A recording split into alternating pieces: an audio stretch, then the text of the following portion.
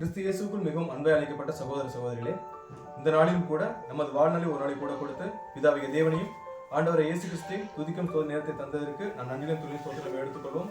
அது மட்டுமல்லாமல் நமது அனைத்து சகோதர சகோதரிகளுக்கும் காரைக்குடி சபையின் சார்பாக அன்பின் வாழ்த்துக்களை உங்கள் மத்தியில் தெரிவித்துக் கொள்கிறோம். ஸோ நம்ம தொடர்ச்சியாக பார்த்துட்டு இருக்க உன்னத பாட்டு வேதாகம பகுதியில் இன்னைக்கு 17வது பாகத்தில் கடந்து வந்திருக்கிறோம். ஸோ அதன் அடிப்படையில் இன்னைக்கு நம்ம பார்க்க போகிற பாடத்தோட தலைப்பு என்ன அப்படின்னு பார்த்தோம்னா, கிறிஸ்துவுடன் சபை அப்படிங்கிற தலைப்பின் கீழாக ஒரு சில காரியங்களை பார்க்கலாம். ஸோ லாஸ்ட் வீக் என்ன பாடம் பார்த்தோம் அப்படின்னு நமக்கு ஞாபகம் இருக்கும். என்ன பாடம் பார்த்தோம் ஞாபகம் இருக்குங்களா? கிறிஸ்துவின் பூரணம் அப்படிங்கிற தலைப்பின் கீழாக நம்ம ஒரு சில காரியங்களை நம்ம பார்த்தோம்.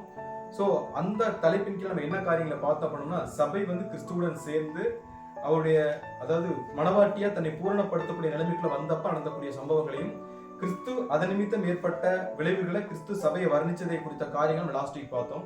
ஸோ அதன் தொடர்ச்சியாக நம்ம இன்னைக்கு பார்க்க போற பாடத்தோட தலைப்பு என்னன்னா, கிறிஸ்துவுடன் மனவாட்டி அல்லது கிறிஸ்துவுடன் சபை அப்படிங்கிற தலைப்பின்களாக இன்னைக்குரிய காரியங்களை தொடங்கலாம். ஸோ நம்ம டைரக்டா சப்ஜெக்ட்ல போயிடலாம். லாஸ்ட் வீக் நம்ம எந்த வசனத்தோட முடிச்சிருக்கோம் அப்படின்னு பார்த்தோம்னா, உன்னத பாட்டு 6ஆம் அதிகாரம் 9ஆம் வசனத்தோட முடிச்சிருக்கோம். ஸோ அந்த வசனத்தை மறுபடியும் வாசிச்சுட்டு நம்ம இன்னைக்குரிய காரியம் கடந்து போகலாம். வாசிக்கலாம். உன்னத பாட்டு 6வது அதிகாரம் 9வது வசனம். என் புறாவோ என் உத்தமியோ ஒருத்தியே, அவள் தன் தாய்க்கு ஒரே பிள்ளை, அவள் தன்னை பெற்றவளுக்கு அருமையானவள். குமாரத்திகள் அவளை கண்டு அவளை வாழ்த்தினார்கள், ராஜஸ்திரீகளும் மறுமனையாட்டிகளும் அவளை போற்றினார்கள். என்ன சொல்லியிருக்காரு அப்படின்னு பார்க்கும்போது, இந்த வசனத்தோட லாஸ்ட் வீக் முடிச்சோம். என் புறாவோ என் உத்தமி, அது யார் மட்டும்தான்? ஸோ கிறிஸ்துவை நோக்கி இங்க எத்தனை பேர் ஓடுறாங்க அப்படிங்கிறது இங்க முக்கியம் கிடையாது. அந்த ஓட்ட கிறிஸ்துவுக்கு பிரியமா யார் ஓடி முடிக்கிறாங்க, தேவனுக்கும் கிறிஸ்துவுக்கும் பிரியமான இந்த ஜீவியத்தை யார் ஜீவிச்சு முடிக்கிறாங்களோ அவங்களுக்கு மட்டும்தான் யாராக முடியும், சபையாவோ அல்லது மனவாட்டியாவோ மாற முடியும் அப்படிங்கிற அடிப்படையில லாஸ்ட் வீக்கர் முடிச்சாரு. ஸோ இந்த ஓட்டத்தை ஓடி முடிக்கிற சபையை மட்டும்தான் இந்த அதாவது தன்னுடைய கோர்ஸை முடிக்கக்கூடிய சபைக்கு அதுக்கு முன்னாடி யாரெல்லாம் இடரலா இருந்தாங்களோ, யாரெல்லாம் சபையை துன்பப்படுத்தினாங்களோ, கடைசி காலத்துல அவருடைய வாழ்த்துதலும் போட்டுதலுக்கும் உரிய ஒரு கேரக்டருங்க யார் மாறிடுவானா, திருச்சபை அப்படிங்கிற விஷயம் மாறிடுவாங்க. ஸோ அதுக்கு காரணம் என்னன்னா, சபையுடைய பொறுமை, சபையுடைய தெகிப்புத்தன்மை. எவ்வளவு பாடுகள் வந்தாலும் அவங்க ஓட நினைச்ச அந்த இலக்கை சரியா என்ன பண்ணிடுவாங்க, ஓடி முடிச்சிருவாங்க. அதுக்கு கிடைச்ச பரிசு தான் என்ன அப்படிங்கும்போது, அவங்க யாரெல்லாம் திட்டினாங்களோ, யார் எல்லாம் அவங்களை கஷ்டப்படுத்தினாங்களோ அவங்களுக்கெல்லாம் ஒரு முன்னுதாரண வாழ்க்கையை தான் யார் வாழ்ந்து முடிப்பாங்கன்னா சபையில வாழ்ந்து முடிச்சிருப்பாங்க அப்படிங்கிறது ஒரு புரிதல். ஸோ அடுத்து இந்த வசனத்தை அவர் கிறிஸ்து எப்படி ஆரம்பிக்கிறார் அப்படின்னு பார்க்கும்போது, இப்போ வாசிக்கலாம். உன்னத பாட்டு 6வது அதிகாரம் 10வது வசனம் வாசிக்கலாம். சந்திரனை போல் அழகும், சூரியனை போல் பிரகாசமும், கொடிகள் பறக்கும் படையை போல் கெடியும் உள்ளவளாய், அருணோதயம் போல் உதிக்கிற இவள் யார்? ஸோ இங்க என்ன சொல்லியிருக்காருங்களா, இப்போ முதல் வசனம் என்ன சொல்லிட்டாங்கன்னா, இந்த உலகத்துல இருக்க எல்லாருமே, அதாவது ராஜஸ்திரிகளா இருக்கட்டும் அல்லது கன்னிகைகளா இருக்கட்டும், எல்லாருமே இப்ப யாரை வாழ்த்த ஆரம்பிச்சிட்டாங்களாமா? யாரை வாழ்த்த ஆரம்பிச்சிட்டாங்க? கிறிஸ்துவிடைய சபையை, தன் ஓட்டத்தை ஓடி முடிச்ச கிறிஸ்துவுடைய சரீரத்தில் அங்கமா இணைய போகிற ஆத்தரைஸ்டு மனைவின்னு சொல்லுவோம்ல, கிறிஸ்துவுக்கு உண்மையான மனைவி அப்படிங்கிற இடத்துக்கு போகக்கூடிய சபையை என்டையர் வேர்ல்டுமே இல்ல கிறிஸ்துவ ஜீவியத்தை ஜீவிக்க ஆசைப்பட்டு வந்த உள்ள எல்லாருமே இப்ப யாரை பிரைஸ் பண்ண ஆரம்பிச்சிட்டாங்கன்னா, சபை என்ன பண்ண ஆரம்பிச்சிட்டாங்க, பிரைஸ் பண்ண ஆரம்பிச்சிட்டாங்க. ஸோ பிரைஸ் பண்ண சபையுடைய அந்த க்ளோ இல்ல சபையுடைய பிரகாசம் கிறிஸ்துவுடைய கண்களுக்கு எப்படி தெரியும் அப்படின்னு சொல்லி அவர் சொல்றாரு அப்படின்னு பார்க்கும்போது, சந்திரனை போல் அழகும். ஃபர்ஸ்ட் என்ன சொல்றாருமா, சபை இப்ப கிறிஸ்துவுக்கு எப்படி தெரியுறாங்களாமா, சந்திரனை போல் அழகும், சூரியனை போல் பிரகாசமும், கொடிகள் பறக்கும் படையை போல எப்படி இருக்காங்களாமா, கெடியும் உள்ளவளாய், அருணோதயம் போல் உதிக்கிற இவள் யாருன்னு கேட்கிறார். இவள் அப்படின்னால அது யாரத்தான் சொல்லிட்டு இருக்கிறாரு. சோ சபை இப்ப உலகத்துக்கே ஒரு வெளிச்சம் கொடுக்கக்கூடிய நிலைமையில இப்ப அந்த வெளிச்சம் யாருக்கும் இங்க பிரகாசிக்க ஆரம்பிக்குதுன்னா, கிறிஸ்துவுக்குமே. ஏன்னா இது யார்கிட்ட இருந்து வந்த ஒளி, கிறிஸ்துவிட்டிருந்து வந்த ஒளிய இப்ப நம்ம என்ன பண்றோம், பிரகாசிப்பிக்கக்கூடிய நிலைமையை அடையாளப்படுத்தக்கூடிய விஷயமா இருக்கு அப்படின்னு பாக்குறோம். சோ இதுல 3 விஷயம் சொல்றாரு. என்னென்ன சொல்றாரு அப்படின்னா, சந்திரன் அப்படிங்கிற விஷயத்தை பேசிட்டு இருக்கிறாரு, அதே மாதிரி சூரியன் அப்படிங்கிற விஷயத்தை பேசிட்டு இருக்கிறாரு, அதே மாதிரி கொடிகள் பறக்கும் படை அப்படிங்கிற மாதிரி 3 விஷயத்தை இங்க பேசிட்டு இருக்காரு. சோ சந்திரன் அப்படின்னாலே, இப்ப சந்திரன் அப்படிங்கிற விஷயம் ரொம்பவே அழகான ஒரு விஷயம், ரைட்டு தான். சோ சந்திரன் நமக்கு அதிகமா எப்போ அழகா தெரியும்? சந்திரன் நிலா அப்படின்னா, நிலா நம்ம கண்களுக்கு எப்போ ரொம்ப எக்ஸ்ட்ரீம் அழகா எப்போ தெரியும்? முழு வட்டமா இருக்கும்போது, பௌர்ணமி நிலவுல. சோ ரைட்டுங்களா? சோ பௌர்ணமி நிலவுல தான் அந்த நிலாவோட முழு அழகு என்ன பண்ணிக்கலாமா? சோ மத்த நாள்ல நிலா தெரியும், ஆனா நமக்கு முழு அழகோட தெரியுமான்னு கேட்டா அவ்வளவுதான், அப்படிதான், அந்த அளவுக்கு தான் தெரியும். ஆனா பௌர்ணமி அன்னைக்கு மட்டும்தான் நிலவோட முழு அழகு எங்கே தெரியும் அப்படின்னு பார்க்கும்போது பூமிக்கு தெரியும். சோ அந்த அளவுக்கு ஒரு டிவைனான ஒரு அழகா தன்னுடைய முழு வெளிச்சத்தையும் தன்னுடைய முழு உருவத்தையும் சபை இப்ப யாரு காட்ட ஆரம்பிச்சிட்டாங்களாமா? யாரு காட்ட ஆரம்பிச்சிட்டாங்க? கிறிஸ்துவுக்கு காட்ட ஆரம்பிச்சுட்டாங்க. அப்படிங்கிற பட்சத்துல இப்ப நம்ம பைபிள்ல இருந்து பார்த்தோம் அப்படின்னா சந்திரன் அப்படிங்கிற விஷயம் எதை அடையாளப்படுத்தும்? நம்ம பார்த்திருக்கோம்.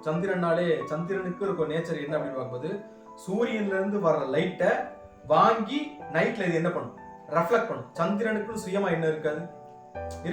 சோ சந்திரனை பழைய ஏற்பாட்டுக்காக நம்ம எதை அடையாளப்படுத்தோம்னா தேவனிடத்துல வந்து நியாயப்பிரமாணத்தை அடையாளப்படுத்தக்கூடிய விஷயமா இருக்கு. தேவன் ஒரு விஷயத்தை நியாயப்பிரமாணமா ஜனங்களுக்கு கொடுத்துருவாரு.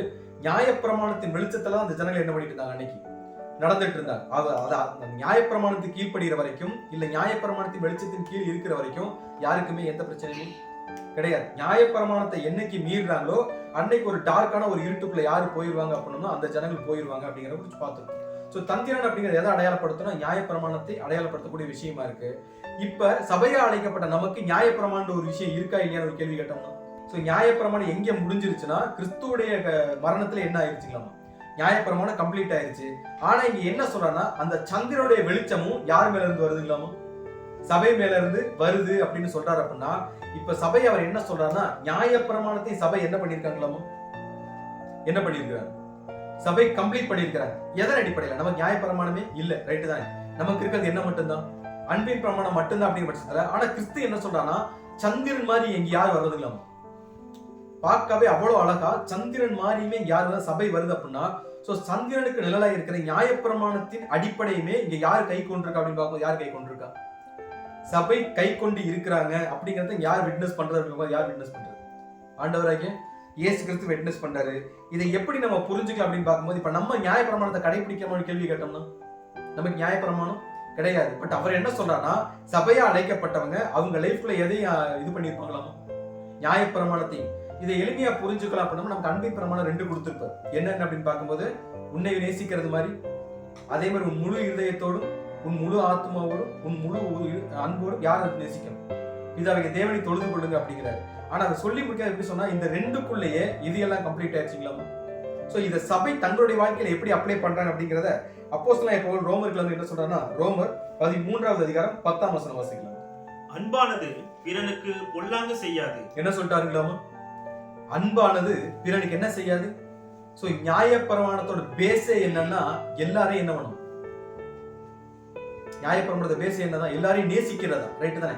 இப்ப நான் ஒரு பாவம் பண்ணிட்டேன், எனக்காக ஒரு புறாவை கொண்டு பலி செலுத்தினா என் பாவம் மன்னிக்கப்படணும்னா தேவன் என்கிட்ட எதிர்பார்த்த விஷயம் என்ன அப்படின்னு பார்க்கும்போது எந்த பாவமும் பண்ணாத ஒரு புறா நான் பண்ண பாவத்துக்கு என்ன ஆகுது?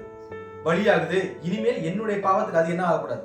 பலியாகக்கூடாது. இனிமேல் தப்பு பண்ணக்கூடாது அப்படிங்கறக்காக கொடுக்கப்பட்ட நியாயப்பிரமாணத்தை கடைசி நாட்கள் அவங்க வியாபார ஸ்தலமா மாத்திட்டாங்க. அது ஒரு புரிதல். பட் அந்த கட்டளைகளுக்கு பின்னாடி இருந்தது என்னன்னா தேவனுடைய அன்பு. இப்ப இங்க என்ன சொல்றாருன்னா அன்பானது பிறனுக்கு என்ன செய்யாதுங்களாமா? பொல்லாங்கு செய்யாது. ஆதலால் அன்பு நியாயப்பிரமாணத்தின் நிறைவேறுதலாய் இருக்கிறதுன்னு சொல்லி முடிக்கிறார். எப்படி முடிக்கிறாருங்களாமா? சோ அன்பின் நிமித்தம் இந்த உலகத்துல நம்ம எதையெல்லாம் பண்றோமோ அதுக்கு உள்ள எல்லாமே எதுக்கு அப்ளை ஆயிட்டே இருக்கு? இன்விசிபிளா என்ன அப்ளை ஆயிட்டு இருக்கு? நியாயப்பிரமாணமும் இன்விசிபிளா என்ன ஆயிட்டு இருக்குங்களாமா? நம்ம நியாயப்பிரமாணத்தை தனியா ஒவ்வொன்றா லிஸ்ட் போட்டு என்ன பண்ணிட்டு இருக்காங்க. சோ இதே 1 கொரிந்தியர்ல 13 அப்போஸ்தலன் பவுல் சொல்லியிருப்பார். அன்பு சகலத்தையும் தாங்கும், சகலத்தையும் நம்பும், சகிக்கும், விசுவாசிக்கும். எல்லாமே ஒளிஞ்சு போனாலுமே கூட எது ஒழியாதுங்களாமா? தீர்க்க தரிசனம் ஒளிஞ்சு போனாலும், அந்நிய பாஷைகள் ஒளிஞ்சு போனாலும், நமக்கு இருக்கிற டேலண்ட் எல்லாமே என்ன கண்டிஷன்ல போனாலுமே கூட அன்புக்கு மட்டும் என்ன கிடையாதுங்களா? சோ என்னைக்கு நம்ம முழு மனசோட இந்த உலகத்துல இருக்கக்கூடிய காரியங்களுக்காலும் சரி, ஜனங்களுக்கா இருந்தாலும் சரி, தேவனுடைய திட்டங்களுக்கா இருந்தாலும் சரி, அன்பின் நிமித்தம் அதை மேற்கொள்றோம் அப்படின்னாலே என்டையர் நியாயப்பிரமாணம் எதிர உள்ள வந்து உட்கார்ந்துருக்கலாமா? இந்த அன்பு அப்படிங்கிற ஒரு கேட்டகரிக்குள்ள. சோ சபை கடைசி காலத்துல எதை பார்த்தாலுமே அதை எதை பேஸ் பண்ணி தான் பார்க்கணும்னா அன்பின் கண்கள்ல மட்டும் என்ன வைப்பாங்களாமா? இந்த உலகத்தை பார்ப்பாங்க. அது அவங்களுக்கு கஷ்டப்படுத்தாலுமே சரி. இப்ப வந்து நம்மள ஒருத்தர் கஷ்டப்படுத்துறாங்க அப்படின்னு பார்த்தோம்னா அப்ப சபை கடைசி நாட்களை என்ன பண்ணும் அப்படின்னு பார்க்கும்போது தேவன் இது என்ன பண்ணிருக்காரு? என் வாழ்க்கையில அனுமதிச்சிருக்காரு. மற்றபடி நம்மளை கஷ்டப்படுத்துறவங்க கெட்டவங்க எல்லாம் கிடையாது. என்ன கிடையாது? நம்மளை கஷ்டப்படுத்துறவங்க கெட்டவங்க எல்லாம் கிடையாது. இன்னைக்கு இந்த சம்பவம் தேவன் என் வாழ்க்கையில அனுமதிச்சிருக்காரு அப்படின்னா தேவன் என்ன பண்ணிட்டு இருக்கிறாரு? நேசிச்சுட்டு இருக்கிற, ரைட்டு தான். தேவனை நேசிக்கிறானா அந்த நேசத்தை நான் புரிஞ்சுட்டு அவர் வைக்கிற டெஸ்ட்ல என்ன பண்ணி ஆகணும்னா பாஸ் ஆகும், ரைட்டு தான். சோ என்னை கஷ்டப்படுத்துறவங்களை நான் கஷ்டப்படுத்தாம அவங்களை நேசிக்கக்கூடிய பக்குவத்துக்கு இப்ப யார் போயிருப்பா? சபை போறதுனால தேவன் எதிர்பார்த்த அந்த நியாயப்பிரமாண மொத்தத்தையுமே இங்க யார் நிறைவேற்ற ஆரம்பிச்சிருப்பாங்க? யார் நிறைவேற்ற? சோ சூரியன் ஆகிய கிறிஸ்துவுக்கிட்ட இருந்து ஒரு கட்டளை வெளியே வரும். அந்த கட்டளையை சந்திரன் மாதிரி இந்த பூமியில வாங்கி பிரகாசிக்கக்கூடிய ஒரு பொறுப்பு இங்க யாருக்கு இருக்குன்னா சபைக்கு இருக்கு, அதை நிறைவேற்றி முடிச்சிட்டாங்க அப்படிங்கறத விட்னஸ் பண்றதுக்காக தான் கிறிஸ்து இங்க என்ன சொல்றாருன்னா, அவங்க வெளியே வர அந்த பொண்ணு ரைட் தானே, அந்த ஒரு கேரக்டர் இல்ல சபை அல்லது மணவாட்டி எப்படி வெளியே வரான்னா சந்திரன் மாதிரி, எப்படி முழு நிலவா அவங்களுடைய மொத்த வெளிச்சத்தையும் மொத்த அழகையும் கிறிஸ்துவுக்கும் சரி பூமியில இருக்கக்கூடிய ஜனங்களுக்கு என்ன பண்றாங்க, காட்ட ஆரம்பிச்சுட்டாங்க. எவ்வளவு கஷ்டம் கொடுத்தாலும் அதனால யாருக்கு பாதிப்பு வராது, அதை ஏற்றுக்கொள்ளக்கூடிய அதை சகித்துக் கொள்ளக்கூடிய தன்மை யாருக்கு வந்துடும் அப்படின்னு பார்க்கும்போது யாருக்கு வந்துருக்கலாமா, சபைக்கு வந்துடும். சோ அந்த ஒரு தன்மையினாலதான் கிறிஸ்துவுக்கும் இப்ப பிரகாசமா தெரியுறாங்க. அதே நேரத்தில் உலகத்துல கூடிய ஜனங்களுக்கு இப்ப சபை எப்படி தெரியுதுங்களாமா, மலையின் மேல் இருக்கிற பட்டணம் மறைஞ்சிருக்க மாட்டார். சோ அந்த அளவுக்கு ஒரு பிரகாசமான ஒரு வாழ்க்கையை தான் கடைசி காலங்கள்ல தேவனுக்கு பிரியமான வகையில இங்க யார் வாழ ஆரம்பிச்சிருவா அப்படிங்கும்போது யார் வாழ ஆரம்பிச்சிருவாங்க, சபை வாழ ஆரம்பிச்சிருவாங்க. அடுத்து அவர் சொல்லக்கூடிய ஒரு பாயிண்ட் என்ன அப்படின்னு பார்க்கும்போது, சந்திரனை போல் அழகும் சூரியனை போல பிரகாசமும். இப்ப சபைக்கு அடுத்து ஒண்ணு வந்துச்சு, நம்ம ஃபர்ஸ்ட் வந்தது சந்திரன். சந்திரன்னா நியாயப்பிரமாணத்துக்குரிய காரியங்களை இப்ப சபை என்ன பண்ணிருச்சுக்கலாம், தன்னுடைய சரீரத்துல காட்டிட்டாங்க. அடுத்து அவங்க காட்டக்கூடிய விஷயம் என்னன்னா சூரியனை போல. சூரியனை யார் அடையாளப்படுத்துவோம், சூரியனை டக்குன்னு யார் ஞாபகம், ஆண்டவராகிய இயேசு கிறிஸ்துவை அடையாளப்படுத்தக்கூடிய விஷயமா இருக்கு ரைட் தான். தேவனுடைய மொத்த பிரகாசத்தையும் இங்க காட்டினது யாருன்னா ஆண்டவராகிய இயேசு கிறிஸ்து. இயேசு கிறிஸ்துடைய அவர்கிட்ட இருந்து என்ன லைட் வருதோ, அவர்கிட்ட இருந்து என்னென்ன பெனிஃபிட்ஸ் இந்த பூமிக்கு வருதோ, அதே மாதிரி ஒரு ஓட்டத்தை யார் ஓட ஆரம்பிக்கிறாங்க. இப்ப கிறிஸ்துவோட நிலையில பாருங்களேன், கிறிஸ்து ஆல்ரெடி ஒரு சன் ரைட், அவரே ஒரு சூரியன் தான். இப்ப அவர் சூரியனா இருக்கிறாரு. இப்ப ஆப்போசிட்ல இன்னொரு என்ன வருதுங்களாமா, இன்னொரு வெளிச்சம் வருதுங்களாமா. யாரு மாதிரி, கிறிஸ்து மாதிரி. அவர் பார்க்கிற சூரியனுடைய பிரகாசத்தை பாக்குறாருன்னா இப்ப இந்த சைடு ஒரு சூரியன் இருக்கு, அந்த சைடு ஒரு சூரியனோட பிரகாசம் என்ன வருதுங்களாமா. நம்ம இதை 5ஆம் வசனத்துல படிச்சிருக்கோம், என்னன்னா உன் கண்களை என்னை விட்டு திருப்பு, அது என்ன பண்ணிருச்சு, என்னை வென்றது அப்படின்னு சொல்லியிருப்பார் ரைட் தான். சோ கிறிஸ்துவுக்கு ஈக்குவலான ஒரு பிரைட்னஸை இங்க யாரு கொடுக்க ஆரம்பிச்சிட்டாங்க, யாரு கொடுக்க ஆரம்பிச்சிட்டாங்க. சோ கிறிஸ்து, அதாவது கிறிஸ்துவுடைய முதலாம் வரிகளை நம்ம படிச்சிருப்போம். கிறிஸ்து பூமிக்கு வந்து யார் வேலையை பார்த்தாரு, பிதாவையே தேவனுடைய வேலை. என்னை கண்டவன் பிதாவை கண்டான், என் சுயமாய் நான் எதையுமே என்ன பண்ணல செய்யல, என் பிதாவின் சித்தம் என்னவோ அதை மட்டும் என்ன பண்ணிருக்கேன் செய்ய வந்திருக்கேன்னு சொல்லி பேசின மாதிரி 2ஆம் வருகையின் காலத்துல சபை என்ன கண்டிஷன்ல இருக்கும் அப்படின்னா, கிறிஸ்துவுடைய சரீரத்தில் அங்கமா இணைந்த சூழ்நிலையில கிறிஸ்து இந்த உலகத்துல இன்னைக்கு இருந்தா என்ன செய்வாரோ அந்த வேலையை யாரு செய்வான், யாரு செய்வாங்க, சபையும் செய்வாங்க. அப்படி செஞ்சாதான் நம்மளை கிறிஸ்தவர்கள் இந்த உலகம் சொல்லும். இல்லாட்டி கிறிஸ்தவர்கள் யார் மட்டும் தான் சொல்ல முடியும், யார் மட்டும் தான் சொல்லலாம். நம்ம மட்டும் வேணா சொல்லிட்டு இருக்கலாம், நாங்க என்னது நாங்க கிறிஸ்தவர்கள்னு நம்ம மட்டும் சொல்லலாமே ஒழிய யார் சொல்ல மாட்டா, உலகம் சொல்ல. சோ உலகம் சொல்லணும்னா இந்த இடத்துல இன்றைய தினத்துல கிறிஸ்து இருந்தா என்ன பண்ணுவாரு, நமக்கு ஒரு பிரச்சனை வந்தாலும் சரி, நமக்கு ஒரு பாடுகள் வந்தாலும் சரி, நம்மளை ஒருத்தங்க அவமானப்படுத்தினாலும் சரி, நம்மளை ஒருத்தங்க குற்றப்படுத்தினாலும் சரி, அந்த இடத்துல கிறிஸ்து இருந்தா அதை எப்படி ஃபேஸ் பண்ணுவாருன்னு யோசிச்சிட்டோம்னாலே நம்ம என்ன பண்ண மாட்டோம், யாரையும் கஷ்டப்படுத்த மாட்டோம், யாரையும் தவறா நினைக்க மாட்டோம். சோ அந்த ஒரு இடத்துக்கு கடைசி நாட்களை யார் போயிருவோம், சபை போயிடும். கிறிஸ்துவ பாக்குற மாதிரியே இப்ப கிறிஸ்து கண்ணாடியில பாக்கத்தா யார் தெரிவா, கிறிஸ்து தெரிவா ரைட்டு தானே. அதே மாதிரி கடைசி காலங்களில் கிறிஸ்து பூமியில பார்த்தா இங்க 1,44,000 ஒரு புரிதலுக்காக சொல்றேன், நிறைவேறின சபை இல்லாம கிறிஸ்து என்னைக்கு உயிர்த்தெழுந்து வந்தாரோ 2ஆம் வருகையில, எப்போ வந்தாரு 1874 ரைட்டு தானே. வந்ததுக்கு அப்புறம் ஒரு பர்டிகுலர் பீப்புள் உயிரோட போயிருப்பாங்க. ரிமைனிங் இருக்கக்கூடிய திருச்செம் பிள்ளைகள் கிறிஸ்துவின் கண்களுக்கு எப்படிதான் தெரிவாங்களாம், எப்படி இப்போ ஒரு 10 பேர் ரிமைனிங் இருக்கான்னு வச்சுக்கோங்க பூமியில, ஒரு 10 பேர் திருச்செவின் பிள்ளைகளா செலக்ட் ஆகி ரெடி ஆகி இருக்கிறாங்கன்னா அவங்கள பார்க்கும்போது கிறிஸ்துவுக்கு எப்படி தெரியும்னா இங்க 10 கிறிஸ்துக்கள் என்ன பண்ணிட்டு இருப்பாங்க, அவங்களுடைய வேலையை செஞ்சுட்டு இருப்பாங்க. அதைத்தான் அவர் என்ன சொல்றாரு அப்படின்னு பார்க்கும்போது, என் முன்னாடி ஒரு சூரியன் என்ன பண்ணிட்டு இருக்கலாம், ஒரு சூரியன் பேசிட்டு இருக்கிறார், என் முன்னாடி இன்னொரு சூரியன் என்ன பண்ணிட்டு இருக்கு, டெவலப் ஆகி வந்துட்டு இருக்கு அப்படிங்கிறத எப்படி சொல்றாரு போது, சந்திரனை போல் அழகும் சூரியனை போல பிரகாசமும் கொடிகள் பறக்கும் படையை போல. சோ இவங்களுக்கு எந்த அளவுக்கு அந்த பிரகாசத்தை கிறிஸ்து இந்த பூமியில ஃபர்ஸ்ட் காட்டினார் அப்படின்னு பார்க்கும்போது நம்ம ஒரு வசனம் வாசிக்கலாம். மத்தேயு 4ஆவது அதிகாரம் 15ஆவது வசனம். இருளில் இருக்கும் ஜனங்கள் பெரிய வெளிச்சத்தை கண்டார்கள், மரண இருளின் திசையில் இருக்கிறவர்களுக்கு வெளிச்சம் உதித்தது என்று. சோ இது வந்து கிறிஸ்துவுடைய பிரகாசத்தை குறித்து அவருடைய முதலாம் வருகையில சொல்லப்பட்ட ஒரு விஷயம் ரைட் தானே. சோ அன்னைக்கு அவங்க என்ன சொல்றாங்களாமா, அது வரைக்கும் அவங்க இருட்டுல இருந்தாங்க, எதுல, ஒரு அடிமையான ஒரு வாழ்க்கைக்குள்ள தங்களுக்கு ஒரு மீட்பு வராதா, தங்களுக்கு ஒரு மேசியா வரமாட்டான்னு ஒரு எதிர்பார்ப்புல இருந்தப்ப வந்த ஒரு கேரக்டர் தான் யாருங்களாமோ.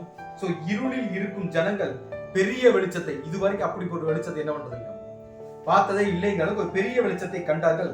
மரண இருளின் திசையில் இருக்கிறவர்களுக்கு எப்படி உதிச்சுக்கலாமா, பெரிய வெளிச்சம் என்ன பண்ணிச்சுக்கலாமா உதிச்சிச்சு அப்படின்ற மாதிரி முதலாம் வரிகளை யார் வந்ததுன்னா ஆண்டவராகிய இயேசு கிறிஸ்து வந்தாரு. ஆனா அவருடைய வெளிச்சத்தை பூமியில சபை எப்படி பிரதிபலிச்சாங்க அப்படின்னு பார்க்கும்போது நம்ம இன்னொரு வசனம் வாசிக்கலாம். மத்தேயு 13வது அதிகாரம் 43வது வசனம். அப்பொழுது நீதிமான்கள் தங்கள் பிதாவின் ராஜ்யத்திலே சூரியனைப் போல பிரகாசிப்பார்கள். கேட்கிறதற்கு காதுள்ளவன் கேட்க கடவன். எப்படி இருப்பாங்களாமா? கிறிஸ்து இந்த பூமியில எப்படி பிரகாசமா வந்தாரோ அதே மாதிரி கடைசி நாட்கள்ல ஜனங்கள் எப்படி இருப்பாங்க அப்படிங்கும்போது அப்பொழுது நீதிமான்கள் யாரு? நீதிமான்கள் யாரு எல்லாம் கிறிஸ்து மாதிரி ஒரு வாழ்க்கையை வாழ்ந்தது அவங்க மட்டும்தான் ஏற்றது நீதிமான். சோ அப்பொழுதுனால புரிஞ்சிடும். அப்பொழுதுனால என்னதான் அர்த்தம்? ராஜ்யத்தின் நாட்களை அடையாளப்படுத்தக்கூடிய ஒரு விஷயமா இருக்கு. அப்பொழுது நீதிமான்கள் தங்கள் பிதாவின் ராஜ்யத்தில் எப்படி பிரகாசிப்பாங்க? சூரியன் மாதிரி பிரகாசி. ஆக்சுவலா சூரியன் இங்க யாரு தான்? ஆண்டவராகிய இயேசு கிறிஸ்து. சோ அவர் ஒரு வேலையை செஞ்சா எப்படி இருக்குமோ அதை டிட்டோவா கிறிஸ்து பண்ணின மாதிரியே கிறிஸ்துவை மாதிரியாக கொண்டுதான் கடைசி நாட்கள சபை என்ன பண்ணுவாங்க? தங்களுடைய கோர்ஸை ஓடி முடிப்பாங்க. சோ அப்பொழுது நீதிமான்கள் தங்கள் பிதாவின் ராஜ்யத்திலே சூரியனை போல் பிரகாசிப்பார்கள். கேட்கிறதற்கு காது உள்ளவன். சோ கிறிஸ்துவுடைய வெளிச்சத்தை அப்படியே இந்த பூமியில காட்டி அவர் மாதிரியே வாழக்கூடிய ஜனங்கள் மட்டும்தான் இங்க யார் அப்படின்னு பார்க்கும்போது 1,44,000. அப்படி இல்லைன்னா திருச்சபையின் பிள்ளைகள், இல்ல கிறிஸ்துவுக்குரிய மனவாட்டி வகுப்பார் அப்படிங்கிற இந்த ஒரு வகுப்பார்.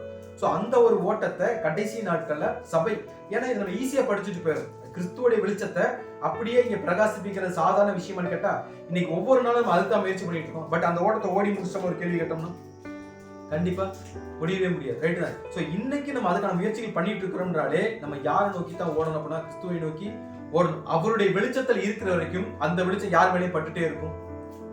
யார் மேலேயும் பட்டுட்டே இருக்கும்.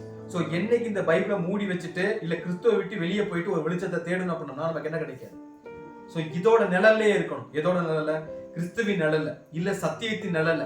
அவர்கிட்ட வரக்கூடிய உணவுகளை மட்டுமே வாங்கி சாப்பிட்டு அவர்கிட்ட வரக்கூடிய அந்த ஒரு மருந்துகளை, அந்த ஒரு சத்தியத்தை மட்டுமே நம்ம எடுத்துக்கிட்டோம் நம்ம தான் ஆரோக்கியம் அறிவுடைய. இதை விட்டு வெளியே போயிட்டு ஒரு ஆரோக்கியத்தையோ ஒரு பரிசுத்தையோ ஒரு நீதியான வாழ்க்கையோ நம்மளால வாழ முடியுமான ஒரு கேள்வி கேட்டா, ஏன்னா அவர் மட்டும்தான் வழி, அவர் மட்டும்தான் சத்தியம், அவர் மட்டும்தான் ஜீவன். அவரை விட்டுட்டு இது மூணை நம்மளால என்ன பண்ண முடியாதுங்களா? சோ கிறிஸ்து மாதிரி மாறினா மட்டும்தான் நமக்கு இது எல்லாமே கிடைக்கும். இல்லைன்னா சோ இந்த அளவுக்கு ஒரு டிவைனான வாழ்க்கை கிறிஸ்து கண்ணுக்கே இப்ப சபை எப்படி தெரியுறாங்கன்னா சந்திரன் மாதிரி தெரியுறாரு, அதே மாதிரி சூரியன் மாதிரி தெரியுறாரு. மூணாவது என்ன சொல்றேன்னா கொடிகள் பறக்கும் படையை போல கெடியுமா இருக்கு. கெடியும் நம்ம படிச்சிருக்கோம். ஒரு ஆச்சரியத்தை அடையாளப்படுத்தக்கூடிய ஒரு விஷயமா இருக்குன்னா அந்த அளவுக்கு சபையுடைய ஓட்டம் எப்படி இருக்குன்னா பயங்கர ஸ்ட்ராங்கா பயங்கர ஸ்பீடா நம்ம கொடிகள் போனாவே பார்த்துட்டு. அதான் என்னன்னா ஒரு ஆர்மியில ஒரு போருக்கு போறாங்க அப்படின்னா அவர்களுடைய வேகமும் சரி அவருடைய படை பலன்களும் சரி ஆப்போசிட்ல பாக்குறவங்களுக்கு என்ன வரணுங்களாம்? ஒரு ஆச்சரியமும் ஒரு பயமும். அவங்க ஆட்டோமேட்டிக்கா பின்வாங்கி போற அளவுக்கான ஓட்டத்தை யார் ஓடிட்டு இருக்கிறது? சோ ஆப்போசிட்ல இருந்து எந்த வித அம்புகள் வந்தாலும் சரி எந்த ஒரு பாதிப்பு வந்தாலும் சரி அதை சபை எப்படி ஈஸியா ஃபேஸ் பண்ணிட்டு முன்னோக்கி போயிட்டே இருப்பாங்க. சபை தன்னுடைய ஓட்டத்துல ரிவர்ஸ் பண்ண மாட்டாங்க. லோத்தின் மனைவி சப்ஜெக்ட் நம்ம படிச்சிருக்கோம். ரைட் தானே? எவ்வளவு தூரம் ஓடி வந்தாலும் ஒரு டைம் திரும்பி பார்த்ததுக்கு தான் யார் அங்க மரணத்துக்குள்ள போனது? உப்பு தூணாயி ஒரு கொடூரமான மரணத்துக்குள்ள யார் போயிட்டதுன்னா லோத்தின் மனைவி போயிட்டாங்க. அப்படின்னா சபை எந்த ஒரு சூழ்நிலையிலுமே திரும்பி பார்க்கிற வேலையை என்ன மாட்டாங்க. ஒரு போருக்கு போயிட்டா அவங்களோட டார்கெட் என்ன மட்டும்தான்? சக்சஸ் மட்டும்தான். எப்படியா இந்த போர் என்ன பண்ணி ஆகணும்? எங்களுக்கு அடி விழுகுதா, எங்க மேல அம்பு குத்துதா, இல்ல நாங்க கீழே விழுகிறோமா, முள்ளு குத்துதா, எங்களை தாக்குறாங்களா, இப்படிங்கிறதெல்லாம் யாருக்கு தெரியாது. அங்க இருக்கிறவங்களுக்கு தெரியாது. அவங்களுக்குரிய ஒரே டார்கெட் என்னன்னா எப்படி அதை என்ன பண்ணி ஆகணும்? ஜெயிச்சாகணும். அப்படிங்கிற மாதிரி ஒரு வைராக்கியமான ஒரு ஓட்டத்தை தான் கடைசி நாட்கள சபை என்ன பண்ணுவாங்க? ஓடுவாங்க. சோ உலகத்துல இருந்து அது திரள் கூட்டத்துல இருந்தாலும் சரி இல்ல புறஜாதி மூலமா இல்ல சபையினர் மூலமா இல்ல தங்கள் குடும்பத்தின் மூலமா கூட எந்த பிரச்சனை வந்தாலும் அதை சபை ஈஸியா என்ன பண்ணிடுவாங்க? கடந்து முன்னோக்கி என்ன பண்ணிட்டு இருப்பாங்க. சோ அவங்களோட இலக்கு என்னமோ அந்த இலக்கை நோக்கி பிடிவாதமா வைராக்கியமா ஓடக்கூடிய ஜனங்கள் தான் யாருன்னா கடைசி கால திருச்சபை ஜனங்கள். சோ அந்த அளவுக்கு வேகமா ஓடக்கூடிய ஜனங்கள் தான் இப்ப கிறிஸ்துவுக்கு கண்ணுக்கு எப்படி தெரியுறாங்க அப்படின்னு பார்க்கும்போது சோ சந்திரனை போல் அழகும் சூரியனை போல் பிரகாசமும் கொடிகள் பறக்கும் படையை போல கெடியும் உள்ளவள என்னை ஆச்சரியப்படுத்துற மாதிரிங்கிற யார? கிறிஸ்துவ. இந்த வசனத்தை யாரு பேசிட்டு இருக்கிறது? கிறிஸ்து சபையுடைய வரவை பார்த்துட்டு இருக்கிற. கிறிஸ்துவை நோக்கி சபை வந்துட்டு இருக்கு. ரைட்டு தானே? கிறிஸ்துவ கிட்ட போறதுனா நிறைய தடைகள் யாருக்கு வந்துட்டு இருக்கும்? சபைக்கு வந்துட்டு இருக்கும். இந்த எல்லா தடையும் பிரேக் பண்ணி பயங்கர ஃபாஸ்டா சபை யாருக்கு முன்னாடி போயிட்டு இருக்குங்களா? கிறிஸ்துவுக்கு முன்னாடி போயிட்டு இருக்கா அப்படின்னு பார்த்தாலே கிறிஸ்து அந்த சபை வர்றதை பார்க்கறது எப்படின்னா பயங்கர எனக்கு ஆச்சரியமா இருக்கு. எவ்வளவு கஷ்டம் நான் கொடுத்தாலும் எவ்வளவு பரீட்சையை நான் வச்சாலும், எவ்வளவு சோதனை வந்தாலுமே சபை அதை ஈஸியா என்ன பண்ணிடுறாங்க, ஓவர் கம் பண்ணி அவங்க என்ன பண்ணிட்டு இருக்காங்க, கடந்து என்ன நோக்கி என்ன பண்ணிட்டு இருக்காங்க, வந்துட்டே இருக்கிறாங்க. அது எப்படி வராங்க அப்படின்னு பார்க்கும்போது, அருணோதயம் போல் உதிக்கிற, அருணோதயம் போல்னா அருணோதயம் என்னது, அருணா நமக்கு தெரியும் சூரியன் அர்த்தம். காலையில சூரியன் எப்படி உதிக்கும் அப்படின்னா அப்படியே ஸ்லோவா அது ரைட் கொஞ்சம் கொஞ்சமா உலகத்துல என்ன பண்ணிட்டு இருக்கும், பரவிட்டே இருக்கும். ஸோ அந்த மாதிரி சபையுடைய ஓட்டம் எல்லாருக்கும் முன்னாடி பயங்கரமா கிராஜுவலா டெவலப் ஆகிட்டே இருக்குதுங்களா. இங்க ரெண்டு விஷயம் கிராஜுவலா டெவலப் ஆகும். என்னென்ன கிராஜுவலா டெவலப் ஆகுற ரெண்டு விஷயம்? ஒன்னு தேவனுடைய ராஜ்யம். 1874 வந்துட்டா கூட இப்பதான் பிரகாசத்துக்குரிய நிலைமைக்கு என்ன பண்ணிட்டு இருக்கு, வந்துட்டு இருக்கு. இன்னும் கொஞ்ச நாள்ல அதாவது கண்ணுக்கு தெரியுற ராஜ்யம் என்ன வந்துடும். ஸோ அதே மாதிரி கிராஜுவலா அவருடைய ராஜ்யமும் டெவலப் ஆயிட்டு இருக்கு. இந்த பக்கம் கிராஜுவலா சபையுடைய நிறைவேறுதல் என்ன பண்ணிட்டு. ஸோ அருணோதயம் மாதிரி என் கண்ணு மழுப்பு யார் வந்துட்டு இருக்கிறது. சரி, இவ்வளவு நேரம் சபை எப்படி சொல்றது, சூரியன் உதிக்கிற மாதிரி கடல் உள்ள தூங்கிட்டு இருக்குன்னு சொல்லுவோம்ல, அது மாதிரி கண்ணுக்கே தெரியாம இருந்த ஒரு சூரியன் மாதிரி இருந்த சபை இப்போ கொஞ்சம் கொஞ்சமா உலகத்துடைய கண்களுக்கும் சரி கிறிஸ்துவுடைய கண்களுக்குமே சரி தன்னுடைய பிரகாசத்தை காட்டக்கூடிய நிலைமையில எப்பதான் வருவாங்க அப்படின்னு பார்க்கும்போது, கடைசி நாட்கள்ல அவருடைய சரீரத்துல இணையக்கூடிய சமயத்துலதான் சபையுடைய முழு வெளிச்சமுமே சந்திரன் மாதிரி பிரகாசமா யாருக்கு தெரியும்னா உலகத்துக்குமே சரி கிறிஸ்துவுக்கும் சரி தங்களை பாடுபடுத்தக்கூடிய ஜனங்களுக்குமே எப்பதான் தெரியும்னா அந்த ஒரு சூழ்நிலையில தங்களுடைய ஓட்டத்தை முழுசா ஓடி முடிக்கக்கூடிய கண்டிஷன்ல தான் சபையுடைய பிரகாசம் உலகத்துக்கு தெரியும். அப்படிங்கிற இடத்துல தான் யார் ஓடிட்டு இருக்கிறதுனா ஓடிட்டு இருக்கோம். ஸோ சபை எப்பவுமே சரி கிறிஸ்துவனிடத்தில் போய் சேர முடிவு பண்ணிட்டாலே ஒவ்வொரு நாளுமே சபை வாழக்கூடிய வாழ்க்கை அப்படிங்கிறது எப்படி இருக்கும்னா ஒரு வார்ஃபீல்டு மாதிரி. வார்ஃபீல்டுனா ஒரு போர்க்களம்னு சொல்லுவோம்ல. சோ அந்த போர்க்களத்துல சபை எதையெல்லாம் எதிர்த்து போராடுறாங்க அப்படின்னு பார்க்கும்போது நம்ம இன்னொரு வசனத்தை வாசிக்கலாம். 2 கொரிந்தியர் 10வது அதிகாரம் 3ஆம் வசனம். நாங்கள் மாமிசத்தில் நடக்கிறவர்களாய் இருந்தோம், மாமிசத்தின்படி போர் செய்கிறவர்கள் அல்ல. எப்படி இருக்குங்களாமா, நம்ம மாமிசத்துல தான் என்ன பண்ணிட்டு இருக்கிறோம், வாழ்ந்துட்டு இருக்கோம். ஆனா வாழ்ந்துட்டு இருந்தாலுமே கூட நம்முடைய சண்டை எப்படி இருக்க கூடாதுங்களாமா, மாமிசத்தின்படி போர் செய்கிறதுனா நம்ம கலாத்தியில படிச்சிருக்கோம். மாமிசத்தின் கிரிகைகள் வெளியரங்கமாய் இருக்கின்றன, விபச்சாரம், வேசித்தனம், அசுத்தம், காம விகாரம், விக்கிரக ஆராதனை சொல்லிட்டு ஒரு 17 விஷயங்கள் என்ன பண்ணிருப்பார், லிஸ்ட் போட்டிருப்பார். இப்ப அதுக்கு அதை ஏத்துக்கிட்டு நம்ம அதுக்காக என்ன பண்ணிட்டு இருக்க கூடாது. இப்ப என்னை ஒருத்தர் கோவப்பட்டுட்டா உடனே திருப்பி கோவப்பட்டுட்டா யார் எதோட கிரியை, மாமிசத்தின். சோ மாமிசத்தின் ரீதியில் நம்ம என்ன பண்ணக்கூடாது, போர் செய்கிறவளாய் இராமல். அடுத்த வருஷத்தை எப்படி கண்டினியூ பாரு 4ஆம் வசனம் வாசிக்கலாம். எங்களுடைய போராயுதங்கள் மாம்சத்திற்கேற்றவைகளாய் இராமல் அரண்களை நிர்மூலமாக்குகிறதற்கு தேவ பலமுள்ளவர்களாய் இருக்கிறது. சோ இங்க என்ன சொல்றாங்களாமா, எங்களுடைய போராயுதங்கள். யாருடைய போராயுதங்கள், யார் பேசிட்டு இருக்கிறது, கொரிந்தியர்ல அப்போஸ்தலன் பவுல் சொல்லிட்டு இருக்க விஷயம் என்னன்னா, எங்களுக்குன்னு ஒரு போராயுதம் இருக்குது. நாங்க மாமிசத்துல இருக்கிறவங்க சண்டை போற மாதிரி என்ன பண்ண மாட்டோம், கோவப்படுத்தினா கோவப்பட மாட்டோம், அவமானப்படுத்தினா அவமானப்படுத்த மாட்டோம், துக்கப்படுத்தினா துக்கப்பட மாட்டோம். ரைட்டு தான். அது எல்லாத்தையும் சகிக்கக்கூடிய பக்குவம் யாருக்கு வந்துருச்சு, எங்களுக்கு வந்துருச்சு. சோ எங்களுடைய போராயுதங்கள் மாமிசத்துக்கு ஏற்றவளாய் இராமல் அரண்களை நிர்மூலமாக்குகிறதுக்கு. அரண்னா நம்ம உன்னத பாட்டுல படிச்சிருப்போம், நம்மளையும் கிறிஸ்துவையும் பிரிக்கிறதுக்கு இங்க நடுவில் ஒரு பெரிய சுவரே இருக்குதுங்களா. சோ அந்த சுவரை பிரேக் பண்றதுக்கு, அந்த சுவர் எதுனா நம்ம பண்ணக்கூடிய பாவத்தை அடையாளப்படுத்தக்கூடிய ஒரு விஷயமா இருக்கு. சோ அந்த சுவரை பிரேக் பண்றதுக்கு உடைக்கிற அளவுக்கு தேவ பலம் உள்ளதாக யாரு இருக்குதுங்களாமா, நம்மளுடைய போராட்டம். சோ இங்க நம்மளுடைய போராட்டமே மெயினா எதை பேஸ் பண்ணிதான், நம்மளுடைய போராட்டம் எதுக்கு தான், ஆவிக்குரிய ரீதியில எதை பிரேக் பண்றதுக்கு அப்படின்னு பார்த்தோம். நமக்கு முன்னாடி நிக்கிற பாவம், நம்மளையும் தேவனையும் எதுதான் பிரிச்சிருக்கீங்க, நம்ம பண்ணக்கூடிய பாவம் தான். அந்த பாவத்தை உடைக்கிறதுக்கு தான் நம்ம என்ன பண்ணிட்டு இருக்கோம். சோ அந்த போராட்டம் எப்படி இருக்குன்னு அதே அடுத்த வசனம் வாசிக்கலாம். 2 கொரிந்தியர் 10வது அதிகாரம் 5ஆம் வசனம். ஆகையால் நாங்கள் தர்க்கங்களையும் தேவனை அறிகிற அறிவுக்கு விரோதமாய் எழும்புகிற எல்லா மேட்டின்மையையும் நிர்மூலமாக்கி. எதையெல்லாம் நிர்மூலமாக்குறாங்களாமா, அவைகளால் நாங்கள் ஃபர்ஸ்ட் தர்க்கங்களையும் நாங்க விவாதம் என்ன பண்ண மாட்டோம். இங்க நடக்கக்கூடிய பெரிய பிரச்சனை என்னன்னா, நம்ம நல்லவங்கன்னு மத்தவங்கள ப்ரூவ் பண்றதுலயே நம்மளுடைய பாதி வாழ்க்கை என்ன ஆயிடும், முடிஞ்சிருக்கு. நம்ம தேவனுக்கான ஓட்டம் ஓடுறதையோ சத்தியத்தை குறித்த அறிவுல வளர்றதுலயோ நமக்கு டைம் ஸ்பெண்ட் பண்றதுக்கு நேரம் கிடைக்க மாட்டேங்குது. நான் நல்லவேன்னு மத்தவங்களுக்கு ப்ரூவ் பண்றதுலயே பாதி வாழ்க்கை என்ன ஆயிருது, முடிஞ்சிருக்கு. ஏற்கனவே முழு வாழ்க்கை அதுலயே முடிஞ்சிருக்கு. இவர் என்ன சொல்றாருன்னா, அவைகளால் நாங்கள் தர்க்கங்களையும் எதை மீன் பண்ண மாட்டோம், எங்களுக்கு என்ன இருக்காது, தர்க்கங்கள் இருக்காது. தேவனை அறிகிற அறிவுக்கு விரோதமாய் எழும்புகிற எல்லா மேட்டின்மையும். இந்த உலகத்துல இருக்கக்கூடிய மேட்டின்மை அப்படின்னாலே அந்த மேட்டின்மை மூலமா நம்ம எதை அறிய மாட்டோங்களாமா, தேவனை குறித்த அறிவு, தேவனுடைய அன்பு, தேவனுடைய இரக்கத்தை குறித்த ஞானம் யாருக்கு வராது? யாருக்கு வராது? நான் நம்மளையே மேட்டின்மை படுத்திட்டு இருந்தோம் அப்படின்னா தேவனை குறித்த அறிவை இங்க என்ன பண்ணாரு? சோ அப்படிப்பட்ட மேட்டின்மையும் நிர்மூலமாக்கி அப்படிங்கிறார். இதெல்லாம் என்ன பண்ணிடுவோம்? சோ எங்களுக்கு உலகத்தை குறித்த மேட்டின்மை என்ன இல்லை, எங்களை பெருமையா பேசணும், எங்களை பாராட்டணும், எங்களை மதிக்கணும், எங்களுக்குரிய கௌரவத்தை என்ன பண்ணணும், கொடுக்கணும். இந்த சிந்தனை யாருக்கு இருக்காது? யாருக்கு இருக்காது? சபைக்கு இருக்காது. இங்க மிகப்பெரிய போராட்டமே இதுதான். ஒருத்தர் நம்மள ஒரு வார்த்தையை சொல்லிட்டாலே நம்மளால என்ன நினைக்க முடியாது, தாங்க முடியாது. இப்ப சபையா மாறிட்டா அதை ஈஸியா சபை என்ன பண்ணிடும், அந்த சபத்தை உடைச்சிட்டு முன்னாடி போயிட்டே இருப்பாங்க. ஒருவேளை சபையா இல்லைன்னா ஒருத்தர் நம்மளை சின்னமா கனப்படுத்தலைன்னா கூட மனசு என்ன பண்ண ஆரம்பிச்சிடும், நம்ம பெருசா எதிர்பார்த்து வந்தோம். சைக்காலஜில ஒன்று சொல்லுவாங்க என்னன்னா, எங்கே எதிர்பார்ப்பு இல்லையோ அங்க என்ன இருக்காதுங்களாமா, அவமானம் இருக்காது. எங்க எதிர்பார்ப்பு இல்லையோ அங்க அவமானம் இருக்காது. பிரச்சனை என்னன்னா, இங்க ஒவ்வொரு இடத்துல நம்ம என்ன பண்ண ஆரம்பிச்சிட்டோம், ஒரு சில எதிர்பார்ப்புகளை எதிர்பார்க்க ஆரம்பிச்சதுனால நமக்கு அந்த எதிர்பார்ப்பு பூர்த்தி ஆகல அப்படின்னா நமக்கு என்ன வந்தது. இப்போ ஒரு வீட்டுக்கு போறோம், நம்ம போற இடத்துல நம்ம தடப்படலாம் விருந்து வைப்பான்னு எதிர்பார்த்து போறோம். ஆனா அங்க என்ன பண்றது இல்ல, அங்க எதுவுமே இல்ல அப்படின்ற பட்சத்துல நமக்கு என்ன ஆயிடும், அதை வந்து வீட்டுல வந்து நம்ம சொல்லி வேற காட்டுவோம். ஏன்னா நான் ஒரு இடத்துக்கு போனேன், நல்லா இது நான் உங்களுக்கு நிறைய பண்ணிருக்கேன், ஆனா வீட்டுக்கு போன என்ன பண்ணல, ஒரு வயசு சோறு கூட என்ன பண்ணல, போடல அப்படின்ற ஒரு எக்ஸ்பெக்டேஷன் யாருக்குள்ள வந்து நமக்குள்ள வந்துடும். பட் எந்த ஒரு எதிர்பார்ப்புமே இல்லாம போயிருந்த அப்படின்னா ஒரு தண்ணி கொடுத்தா கூட நமக்கு எப்படி தெரியும், பெரிய விஷயமா தெரியும். சோ அப்போஸ்தலர் பவுல் என்ன சொல்றா, இந்த மாதிரி சின்ன சின்ன விஷயங்கள் சபைக்கு என்ன பண்ணிட்டே இருக்கும், வந்துட்டே இருக்கும். பட் நாங்க அதெல்லாம் கொஞ்சம் கூட என்ன பண்ண மாட்டோம், அது எங்களுக்கு தேவையில்லாத மேட்டின்மை. அது அந்த மேட்டின்மை எங்களுக்குள்ள வர்றதுனால தேவனை அறியக்கூடிய அறிவு எங்களுக்கு என்ன இல்லாம போயிருது.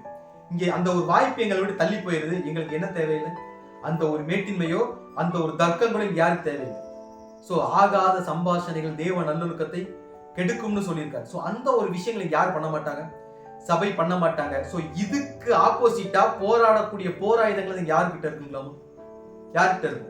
சோ அந்த போராயுதங்களை எடுத்துக்கிட்டு சபை பயங்கர ஃபாஸ்டா தங்களுக்கு முன்னாடி கூடிய எல்லா சவர்களையும் உடைச்சிட்டு, பாவம் அப்படிங்கிற எல்லா சவரையும் உடைச்சிட்டு யார் நோக்கி வந்துட்டே இருக்காங்களாமோ, யார் நோக்கி வந்துட்டு இருக்காங்க. சோ கிறிஸ்துவை நோக்கி வரக்கூடிய அந்த வருகை கிறிஸ்துவுடைய கண்களுக்கு எப்படி தெரியுதுன்னா, இப்ப கிறிஸ்து ஒரு சூரியனா முன்னாடி உதிக்கிறது என்னதுங்களாம், இன்னொரு சூரியன் அருணோதயம் போல் உதிக்கிற இவள் யாருன்னு கேட்கிறார். சோ இப்ப நம்ம படிச்சிருக்கோம், இப்ப ராஜகுமாரத்தி உள்ளாக பூரண மகிம் அழகு உள்ளவர் அப்படின்னு சொல்லிட்டாலே இப்ப சபையை கிறிஸ்து என்னவாதான் சொல்றாரு, ராஜ குமாரத்தி. கிறிஸ்து யார், ராஜ குமாரன். சோ கிறிஸ்துவுடைய கேரக்டர் தான் இங்க யார் காட்ட வந்திருக்கிறோம். சோ கிறிஸ்து இங்க ஒரு சூரியனா இருக்கிறார்னா நம்மளும் இப்ப என்னவாதான் மாறி ஆகும், சூரியனா மாறி ஆகணும். அப்படி உதிக்கிற சூரியன் கிறிஸ்துடைய கண்களுக்கு எப்படி தெரியுது அப்படின்னு பார்க்கும்போது ஒரு வசனம் வாசிக்கலாம். ஏசாயா 60வது அதிகாரம் 1 முதல் 3 வசனம். எழும்பி பிரகாசி, உன் ஒளி வந்தது. சோ இப்போ நம்ம எப்படி இருக்கிறோம்னா, எழும்பி இவ்வளவு நாள் எப்படி இருந்திருக்கிறோம், பிரகாசிக்கல் ரைட் தான். ஆனா சூரியனா மாறறதுக்கான எல்லா தகுதியிலுமே இதுக்கான கடலுக்குள்ள என்ன பண்ணிட்டு இருக்கோம், ஒளிஞ்சிட்டு இருந்திருக்கோம். இப்போ அவர் என்ன சொல்றாருன்னா, நான் வந்துட்டேன், இப்போ நீங்க என்ன பண்ணலாம், நீங்க என்ன பண்ணலாம், வெளியே வரலாம். இனி உங்களுக்கு ஒரு பிரச்சனைனா உங்க பின்னாடி யார் நிற்பேன், நான் நிற்பேன். அதனால நீங்க தைரியம் என்ன பண்ணுங்க, எழும்பி பிரகாசி, உன் ஒளி. அப்ப இவ்வளவு நேரம் என்ன இல்ல, அந்த ஒளி இல்ல. இப்ப யார் வந்துட்டதுன்னா கர்த்தருடைய மகிமை எங்கே உதிச்சிருச்சுங்களாமோ, அவருடைய வெளிச்சம் நம்ம மேல உதிச்சிருச்சுனாலே இப்ப நம்மளும் பிரகாசிப்பிக்க என்ன பண்ணிடணும், ஆரம்பிச்சோம். பட் இவ்வளவு நாள் அவருடைய வெளிச்சம் நம்ம மேல உதிக்கலைன்னு ஒரு கேள்வி கேட்டா கிடையாது, உதிச்சுட்டு தான் இருக்கு. ஆனா அந்த வெளிச்சத்தை வாங்கி வச்சுட்டு நம்ம பிரகாசிக்க ஆரம்பிச்சு நம்ம ஒரு கேள்வி கேட்டா, வெளிச்சத்தை என்ன பண்ணிட்டு இருக்கோம், வாங்கிட்டே இருக்க இன்னும் அந்த பிரகாசத்துக்குள்ள என்ன பண்ணல, வரல. இந்த வீட்டுல வந்து இந்த யூஸ் பண்ணுவாங்க, என்னன்னா இன்வெர்டர் யூஸ் பண்ணுவாங்க ரைட் தானே. கரண்ட் இல்லாத டயத்துல வெளிச்சம் கொடுக்கறதுக்காக யூஸ் பண்ணிட்டு இருக்கோம். இப்ப அந்த இன்வெர்டர் மாதிரி நம்ம இருக்கணும்னு வச்சுக்கோமே, கரண்ட்ல இருந்து எல்லா கரண்டையும் வாங்கி வச்சுட்டு கரண்ட் போனதும் லைட் போறோம்னு வைங்களேன், டப்புன்னு 2 நிமிஷம் எரிஞ்சிட்டு அமர்ந்துருச்சுன்னா எப்படி இருக்கும், எப்படி இருக்கும். அந்த இன்வெர்டர் வாங்கின பர்பஸே என்னன்னா, கரண்ட் ஒரு 6 மணி நேரம் இல்லைன்னா அந்த 6 மணி நேரத்தை மேனேஜ் பண்றது என்ன வச்சிருப்போம், யூபிஎஸ் அப்படிங்கிற விஷயத்த வச்சிருப்போம். ஆனா வருஷம் ஃபுல்லா அந்த யூபிஎஸ் சார்ஜ் பண்ணிட்டே இருக்கணும்னு வச்சுக்கோ, திடீர்னு கரண்ட் போயிருச்சு, அப்ப இன்வெர்டர் இருக்குன்னு சந்தோஷத்துல லைட் போட்டோம்னா 2 நிமிஷம் எரிஞ்சிட்டு டக்குன்னு லைட் அமர்ந்துருச்சுன்னா எப்படி இருக்கும். சோ இன்னைக்கு சபையுடைய ஓட்டம் எப்படித்தான் இருக்குங்களாமா, உண்மையான சபை தங்களோட ஓட்டத்தை என்ன பண்ணிடுவாங்க. ஆனா இன்னைக்கு சபையால் அழைக்கப்பட்ட நம்ம என்ன பண்ணிட்டு இருக்கோம்னா, அவருக்கு வந்து சார்ஜ் என்ன பண்ணிட்டு இருக்கோம், வாங்கிட்டே இருப்போம். ஆனா திருப்பி அந்த லைட் எரிய வைக்கக்கூடிய ப்ராசஸ் நம்ம பண்ணுவோம்னு கேட்டா, உலகத்துல இருந்து ஒரு சின்ன பிரச்சனை வந்தா கூட அந்த சார்ஜ் உடனே என்ன ஆயிடும், டிஸ்கனெக்ட் ஆயிடும். எந்த சார்ஜ் அதிகமாயிரும்னா உலகத்துல இருந்து வரக்கூடிய அந்த ஒரு விஷயங்கள் எங்கே இருக்கும். சோ நம்ம டக்குனு ரியாக்ட் ஆகும், ஒருத்தர் கோவப்படுத்தினா டக்குனு ரியாக்ட் ஆக ஆரம்பிச்சிடும். இந்த லைட் என்ன ஆயிருக்கும், ஃபியூஸ் போயிருக்கும் ரைட் தானே. சோ ஆனா அவர் என்ன சொல்றனா, கர்த்தருடைய மகிமை உங்க மேல உதிச்சிருச்சுனாலே அதை நம்ம என்ன பண்ணி ஆகும், நீங்க எழும்பி பிரகாசிச்சாகணும். அப்படி இல்லைன்னா அந்த மகிமை உதிச்சதுக்கு என்ன இல்லை, அர்த்தமே இல்லாம போயிடும். சோ இப்ப சபை என்ன சொல்றேன்னா, எழும்பி பிரகாசி உன்னொளி வெந்தது. கர்த்தருடைய மகிமை எங்கே உதிச்சிருச்சுங்களாமா? எங்கே உதிச்சிருச்சு? உண்மையில், உங்கள் மேல்னு சொல்லல. உண்மையில்னா அஸ் எ இண்டிவிஜுவலா ஒவ்வொரு நபர் மேலையுமே கிறிஸ்துவுக்குள் ஞானஸ்தானம் பெற்றவர்கள் எத்தனை பேர்களோ அத்தனை பேர்களும். சோ ஒவ்வொரு மனுஷங்க மேலையுமே அவர் என்ன பண்றாங்களாமா? அவருடைய பிரகாசத்தை, அவருடைய பரிசுத்தாவியை ஊற்றுறதுக்கு அவர் எப்படி இருக்கிறாரு? ரெடியா இருக்கிறார். பட் அதை வாங்கி நம்ம வாழ்க்கையில் அப்ளை பண்ண நம்ம ரெடியா இருக்கோம். ஒரு கேள்வி கேட்டோம்னா, கேள்வி கேட்ட வாங்கி வேணா வச்சுக்குவோம். ஆனா என்னைக்கு அதை பிரகாசிப்பிக்க ஆரம்பிக்கிறோமோ அன்னைக்கு நம்ம திருச்சபையின் அழைப்புக்குள்ள என்ன போறதுக்கான ஒரு வாய்ப்புகளே வரும். இல்லைன்னா நம்மள்கிட்ட விளக்கு இருக்கும், ஆனா என்ன இருக்காது, என்ன இருக்க, என்ன இருந்தா தானே பிரகாசிப்பிக்க முடியும். நம்மள்ட்ட விளக்கு இருக்கும், ஆனா என்ன இருக்காது. அதுக்கப்புறம் கதவை தட்டியும் நமக்கு என்ன கிடையாது, பிரயோஜனம் இல்லாத ஒரு நிலைமை. சோ நம்முடைய வளர்ச்சி எப்படி இருக்கு அப்படின்னு அதுல 2ஆம் வசனம் வாசிக்கலாம். ஏசாயா 60:2. இதோ இருள் பூமியையும் காரிருள் வானங்களையும் மூடும், ஆனாலும் உன்மேல் கர்த்தர் உதிப்பார், அவருடைய மகிமை உன்மேல் காணப்படும். சோ இந்த உலகம் மொத்தமுமே இருட்டுக்குள்ள இருந்தாலுமே கூட யாருடைய மகிமை யார் மேல உதிக்குங்களாமா? கர்த்தருடைய மகிமை உண்மையில கண்டிப்பா என்ன பண்ணும்? உதிக்கும். அப்ப யார் மட்டும்தான் பிரகாசமா இருக்க முடியும்? யார் மட்டும்தான்? சபை மட்டும்தான் பிரகாசம். சோ முதலாம் வரியில கிறிஸ்துவுடைய வெளிச்சம் எப்படி அன்னைக்கு அப்போஸ்தலர்களுடைய பிரகாசமா இருந்துச்சோ, அதே மாதிரி கடைசி நாட்கள சபையுடைய வெளிச்சம் இந்த உலகத்துக்கு எப்படி இருக்கும்? சோ ராஜ ஸ்திரீகளும் மறுமனையாட்டிகளும் கன்னியர்களும் உங்களை என்ன பண்ண ஆரம்பிச்சிருவாங்க? நம்மளை போற்ற ஆரம்பிச்சிருவாங்க, நம்மளை வாழ்த்த ஆரம்பிச்சிருவாங்க. அப்படின்னா அதுக்கு பின்னாடி நடக்கக்கூடிய விஷயம் என்னன்னா, நம்முடைய வெளிச்சம் என்ன பண்ண ஆரம்பிக்கணும்? சோ இதோ இருள் பூமியையும் காரிருள் வானங்களையும் மூடும், ஆனாலும் உண்மையில் கர்த்தர் என்ன பண்ணுவாங்க? உலகத்துக்கே ஒரு இக்கட்டு காலம், உலகத்துக்கே ஒரு ஆபத்து காலம், ஒரு பயங்கரமான ஒரு மோசமான காலம் வந்தாலுமே கூட சபை எப்படிதான் இருக்கும்? எப்படிதான் இருக்கும்? பிரகாசமா, ரொம்ப சந்தோஷமா. ஏன்னா யாருடைய நிழலின் கீழே இருக்கிறாங்க? கிறிஸ்துவுடைய நிழலின் கீழே. யாருடைய பாதுகாப்பின் பின்னாடி இருக்கிறாங்க? கிறிஸ்துவுடைய பாதுகாப்பின் பின்னாடி இருக்கிறதுனால இவங்களுக்கு என்ன இருக்காதுங்களாமா? ஒரு இருளோ ஒரு அந்தகாரமோ யாருக்கு இருக்காது? யாருக்கு இருக்காது? சபைக்கு இருக்கவே இருக்காது. சோ அது எப்படி முடியுது அப்படின்னு அதே 3ஆம் வசனம் வாசிச்சோம்னா, உன் வெளிச்சத்தினிடத்திற்கு ஜாதிகளும் உதிக்கிற உன் ஒளியிடத்திற்கு ராஜாக்களும் நடந்து வருவார்கள். எங்கே வருவாங்களாமா? சோ சபையுடைய இந்த பிரகாசம் மட்டும்தான் உலகத்தை ரட்சிக்கக்கூடிய ஒரு ஆயுதமாவே இங்க என்ன இருக்குங்களாமா? இருக்கும். நம்ம கிறிஸ்துவை இங்க பிரதிபலிக்காம உலகம் கிறிஸ்துவா என்ன பண்ணாது? என்ன பண்ணாது? மாறாது. ஏன்னா முதற் பெயரானவர்களுக்கு யாரு? யார்? உண்மையான, அதாவது ஒன்றான மெய்தியான உண்மையும் நீர் அனுப்பினவராகிய இயேசு கிறிஸ்துவையும் அறிவதே நித்திய ஜீவனா. இந்த அழைப்புக்குள்ள வந்தவங்க மட்டும்தான் யாரு? முதற் பேரானவர்கள், முதற் பிறந்தவர்கள். ரைட் தானே? சோ அந்த ஒரு அடையாளத்தை நம்ம தரிச்சுக்கிட்டு இருந்தா மட்டும்தான் நம்ம வெளிச்சம் அந்த பூமியில என்ன ஆகும்? பிரகாசிப்பிக்கும். அப்படி பிரகாசிச்சா மட்டும்தான் உலக ஜனங்கள் கிறிஸ்துவின் இடத்துக்கு என்ன பண்ண முடியும்? வர முடியும்.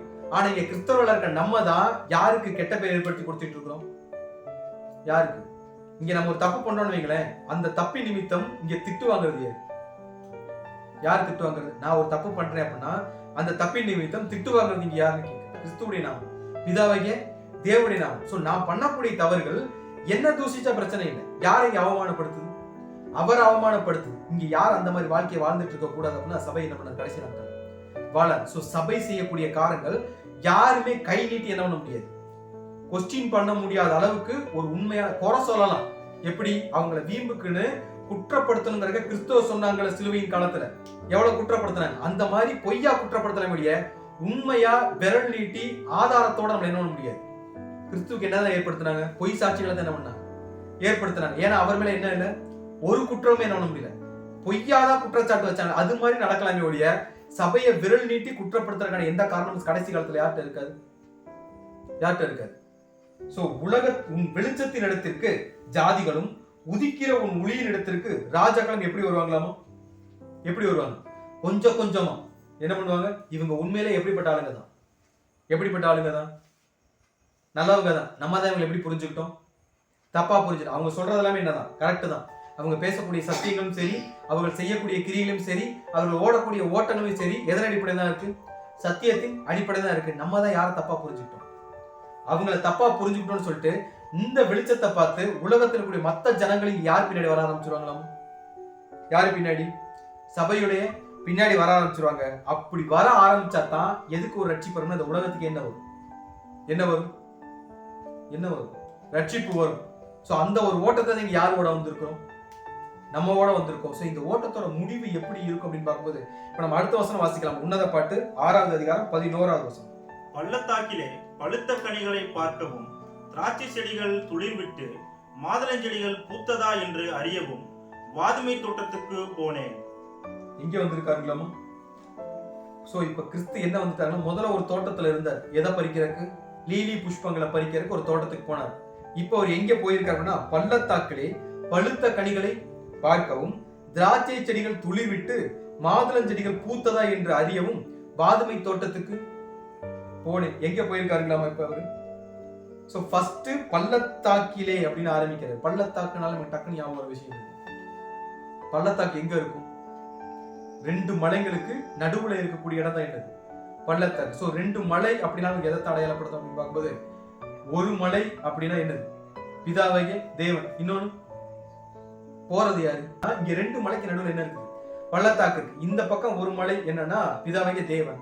இப்ப அங்க இருந்து இவர் இறங்கி வந்துட்டு இருக்கிறாருன்னா ஒரு இடத்துக்கு வந்துட்டு இருக்கிறார். இந்த பக்கம் ஒரு மலை இருக்குதுன்னா இது இடம் அடையாளப்படுத்துனா இன்னைக்கு பிதாவாகிய தேவனுக்கு ஈக்குவலா நானே இருப்பேன்னு சொல்லிட்டு ஒரு மலை இருக்குது. என்னது? நான் வானங்களுக்கு ஏறுவேன், உன்னதமானவருக்கு ஒப்பாவேன்னு சொல்லிட்டு இந்த பக்கம் ஒரு மலை நிக்குதுங்களாம். ஏது? உலகத்துடைய ராஜ்யம் இல்ல சாத்தானுடைய ராஜ்யம். இந்த 2 மலைக்கு நடுவுல பள்ளத்தாக்குல தான் என்ன இருக்கு அப்படின்னு இந்த மொத்த உலகமே இருக்கு. ரைட் தானே?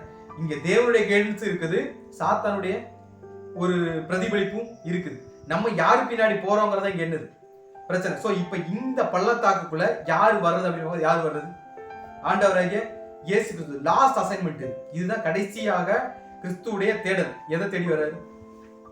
என்னமோ ஒன்ன தேடி வர்றாரு. சோ வர்ற இடம் எப்படிப்பட்ட இடம்னா, அவர் எங்க போறார் அப்படின்னு பார்க்கும்போது பள்ளத்தாக்குல இருக்கிற எந்த தோட்டத்துக்கு போறாருங்களாமா? வாதுமை தோட்டத்துக்கு போறீங்க. வாதுமை தோட்டம் அப்படின்னு எதை அடையாளப்படுத்தும்? நம்ம பிரசங்கில படிச்சிருக்கோம் வாதுமையை பத்தி. ரைட்டு தானே? இப்போ ரீசெண்டா போன வாரம் கூட பார்த்தோம். வாதுமை பூ பூத்து அப்படின்னா வாதுமை ஏன் சொல்றோம்? சோ வாதுமை வந்து கடைசி நாட்கள்ல தான் என்ன பண்ணும்? வாதுமை மரம் பூ பூத்துருச்சு அப்படின்னாலே என்ன அர்த்தம் அப்படின்னா அது ஒரு முதிர்ச்சியான ஒரு பக்குவத்துக்கு என்ன வந்துருச்சு அப்படிங்கிற அர்த்தம் தான். என்னன்னா வாதுமை மரம் பூ பூக்கிறதுக்கான ஒரு அடையாளம். சோ இங்க வாதுமை தோட்டம் அப்படின்னா என்ன எதை சொல்ல வரணும்னா, இப்ப பூமி எதுக்குள்ள வந்துருச்சுங்களாமா? ஒரு மெச்சூரிட்டியான ஒரு பீரியடுக்குள்ள வந்துருச்சு. எதுக்கு? ஒரு முதிர்ச்சி அடைந்த ஒரு, அதாவது அறுவடைக்கு பக்குவமா என்ன வந்துருச்சுங்களாமா? என்ன வந்துருச்சு? இந்த பூமி வந்துருச்சு. அறுவடைக்கு வந்துருச்சுனாலே இங்க 2 விஷயம் நடக்கும். ஒண்ணு, தேவையான பழங்களை கொய்து யார் வச்சுக்குவார்? அவர் வச்சுக்குவார். தேவையில்லாத வெட்டி அக்கினியில போடக்கூடிய 2 ப்ராசஸ்மே இப்ப எங்க நடக்க போகுதுன்னா இந்த பள்ளத்தாக்குல என்ன பண்ண போகுது நடக்க போகுது. சோ இந்த டைம்ல நீ எதை அடையாளப்படுத்த அப்படின்னா, அதாவது நான் போனேன்னு சொல்லியிருக்காருல, இந்த போனேன் அப்படிங்கிற வார்த்தை எந்த காலகட்டத்தை குறிக்க? கிறிஸ்து 2ஆம் வருகையில வந்தார்ல, 2ஆம் வருகையில வந்ததுல இருந்து சபை நிறைவேறக்கூடிய காலம் வரைக்கும் இடைப்பட்ட காலங்கள் நடக்கக்கூடிய ப்ராசஸ் தான் இந்த ஒரு வசனத்துல யார் எழுதியிருக்காருன்னா சாலமோன் ராஜா எழுதியிருக்காரு. சோ இங்க என்ன சொல்றா அப்படின்னு பார்க்கும்போது, இந்த வாதுமை ஏன் இங்க சொல்றாங்க அப்படின்னு பார்க்கும்போது, இந்த வாதுமை மரத்தை நம்ம பார்த்துருக்கோம். ரைட் தானே? சோ இந்த வாதுமை கொட்டை அப்படிங்கிறது எப்படி இருக்கும் அப்படின்னு பார்த்தோம்னா பயங்கர ஸ்ட்ராங்கான ஒரு விஷயமா இருக்கும். வெளியே வந்து ஓடெல்லாம் இருக்கும். வெளியே வந்து ரொம்ப கசப்பான ஒரு தன்மையா இருக்கும். உடைச்சோம்னா உள்ளுக்குள்ள என்ன இருக்கும்? சீட்ஸ் இருக்கும். ரைட் தானே? இந்த விதைகள் உள்ளுக்குள்ளதான் இருக்கும். அது மட்டும்தான் மனுஷனுக்கு ஆரோக்கியம் தரக்கூடிய ஒரு விஷயமா இருக்கும். சோ இந்த வாதுமை மரத்தை அவர் எதுக்கு அடையாளப்படுத்துற அப்படின்னா, ஒரு முதிர்ச்சி அடைந்த நிலைமையில அதுல ஒரு பொருள் வருது, மனுஷனுக்கு உபயோகமான ஒரு பொருள் வருது. பட் அதை அப்படியே என்ன பண்ண முடியாது? சாப்பிட முடியாது. அதை சாப்பிடணும்னா என்ன பண்ணணும்? அந்த விதையை என்ன பண்ணணும்? உடைச்சு உள்ளுக்குள்ள இருக்கிற பருப்பு என்ன பண்ணணும்? பாதாம் உடைச்சு பார்த்துருக்கோம்ல, வெளியே கூடு மாதிரி இருக்கும். அதை உடைச்சா தான் உள்ளுக்குள்ள என்ன இருக்கும்? சீட்ஸ் இருக்கும். முந்திரி கொட்டையும் இப்படித்தான் இருக்கும். முந்திரி பழத்தை கொட்டையை அப்படியே சாப்பிட்டா நல்லா இருக்குமா? பருப்பு எடுத்து சாப்பிட்டா நல்லா இருக்கும்? பருப்பு தான் அப்படியே சாப்பிட்டா நாக்கில் என்ன ஆயிடும்? ஒரு மாதிரி வெந்து போயிடும். ரைட்டு தான்? இப்ப அதே மாதிரிதான் வாதுமையுமே சரி. ஸோ வெளியே இருக்க கொட்டை வந்து பயங்கர கசப்பா, சாப்பிடவே தகுதி இல்லாத ஒரு விஷயமா தான் இருக்கும். பட் அதை உடைச்சிட்டோம்னா உள்ளுக்குள்ள இருக்க அந்த விஷயம், விதை அப்படிங்கிறது பயங்கரமான ஒரு எனர்ஜி கொடுக்கக்கூடிய ஒரு விஷயமா எதுக்கு இருக்குன்னா மனுஷங்களுக்கு இருக்கும். அந்த மாதிரி ஒரு உபத்திரவ காலத்துல அந்த பூமி இருக்கு. இந்த பூமியை பிரேக் பண்ணி ஒரு உபத்திரவத்துல கொண்டு போனா மட்டும்தான் அதுக்குள்ள சீட்ஸ் என்ன பண்ண முடியும்? வெளியே எடுக்க ப்ராப்பர் ஒரு ப்ராசஸ் எல்லாம் யார் இருக்கிறது இல்லாம அதுக்கு நான் வந்திருக்கேன்னு சொல்றாரு. அவர் சொல்ல வர மேட்டர் என்னன்னா, இந்த பூமியை ஒரு உபத்திரவத்துல கொண்டு போய் அதுக்குள்ள சீட்ஸ் மாதிரி இருக்கக்கூடிய ஒரு கேட்டகரி என்ன பண்ண போறேன்? நான் வெளியே எடுக்க போறேன். அதுக்காக நான் எங்க போறேன்? இந்த பள்ளத்தாக்கு என்ன பண்ணிட்டு இருக்கேன்? நான் போயிட்டு இருக்கேன்னு சொல்லிட்டு அவர் எப்படி வெளியே வர்றாரு அப்படின்னு பார்த்தா அங்க 2 விஷயம் சொல்றாரு. என்ன அப்படின்னு பார்த்தோம்னா, பழுத்த பழங்களை, அந்த வசனத்தை மறுபடியும் வாசிக்கலாம். பள்ளத்தாக்கிலே பழுத்த கனிகளை. இப்ப பள்ளத்தாக்கில் என்ன இருக்குதுங்களாமா? பழுத்த கனிகள். கனி பழுத்திருச்சுனா என்ன அர்த்தம்? அது யாருக்கு சொந்தமா இருக்கு? யாருக்கு சொந்தமா இருக்கு? அந்த தோட்டக்காரங்க யாரும் தோட்டத்துக்கு ஓனரோ அந்த ஓனருக்கு அது என்ன ஆயிடும்? அவர் பறிச்சு எடுத்துட்டு போய் அது என்ன பர்பஸ்க்கோ அந்த பர்பஸ்க்கு என்ன எடுக்காரு, யூஸ் பண்ணிக்குவார். இங்க பழுத்த கனிகள் அப்படிங்கிறது நம்ம முதலே சொல்லிட்டோம். இது என்ன டைம் லைன் அப்படின்னா கிறிஸ்துவுடைய வருகையில் ஆரம்பிச்சு இந்த உலகத்துடைய எண்ட் டைம் வரைக்கும் நடக்கக்கூடிய ப்ராசஸ் இந்த வசனம் வந்து உள்ளடக்கியது. ரைட் தானே? இப்ப வாதுமை மரம் மெச்சூரிட்டி வந்துருச்சுன்னா எக்ஸாக்டா எந்த டைம் லைன்? எக்ஸாக்டா எந்த டைம் லைன்? இறுதி காலம். ரைட் தானே? உலகத்தோட எண்ட் டைம் நடக்கக்கூடிய ஒரு விஷயமா இருக்கு. சோ எண்ட் டைம்ல ஒரு உபத்திரவ காலத்தின் மத்தியில இப்ப இங்க ஒரு சில பழங்கள் என்ன இருக்குங்களா? என்ன இருக்கு? பழுத்து இருக்குன்றார். இப்ப சபை ஏறக்குறை யார்கிட்ட போயிருச்சு? கிறிஸ்துவ கிட்ட போயிட்டாங்க. இப்ப உலகத்துல மிகப்பெரிய ஒரு பாடு வந்துட்டு இருக்குன்னா இந்த பாடுகளின் மத்தியில யார் இங்க பழுத்த பழமா மாறுவோம்? நம்ம ஒரு வசனம் வாசிக்கிறோம். வெளிப்படுத்தல் 7வது அதிகாரம் 13ல இருந்து சில வசனங்கள். அப்பொழுது மூப்பர்களில் ஒருவன் என்னை நோக்கி, வெள்ளை அங்கிகளை தரித்திருக்கிற இவர்கள் யார்? எங்கே இருந்து வந்தார்கள் என்று கேட்டான். சோ இந்த வசனம் நல்லாவே ஞாபகம் இருக்கும். இதுல அடுத்த வசனம் வாசிச்சோம்னா, அதற்கு நான், ஆண்டவனே அது உமக்கே தெரியும். அப்பொழுது அவன், இவர்கள் மிகுந்த உபத்திரவத்திலிருந்து வந்தவர்கள், இவர்கள் தங்கள் அங்கிகளை ஆட்டுக்குட்டியோட ரத்தத்திலே தோய்த்து இவங்கதான் உபத்திரவத்துக்கு மத்தியில இருந்து என்ன பண்ணுவாங்க?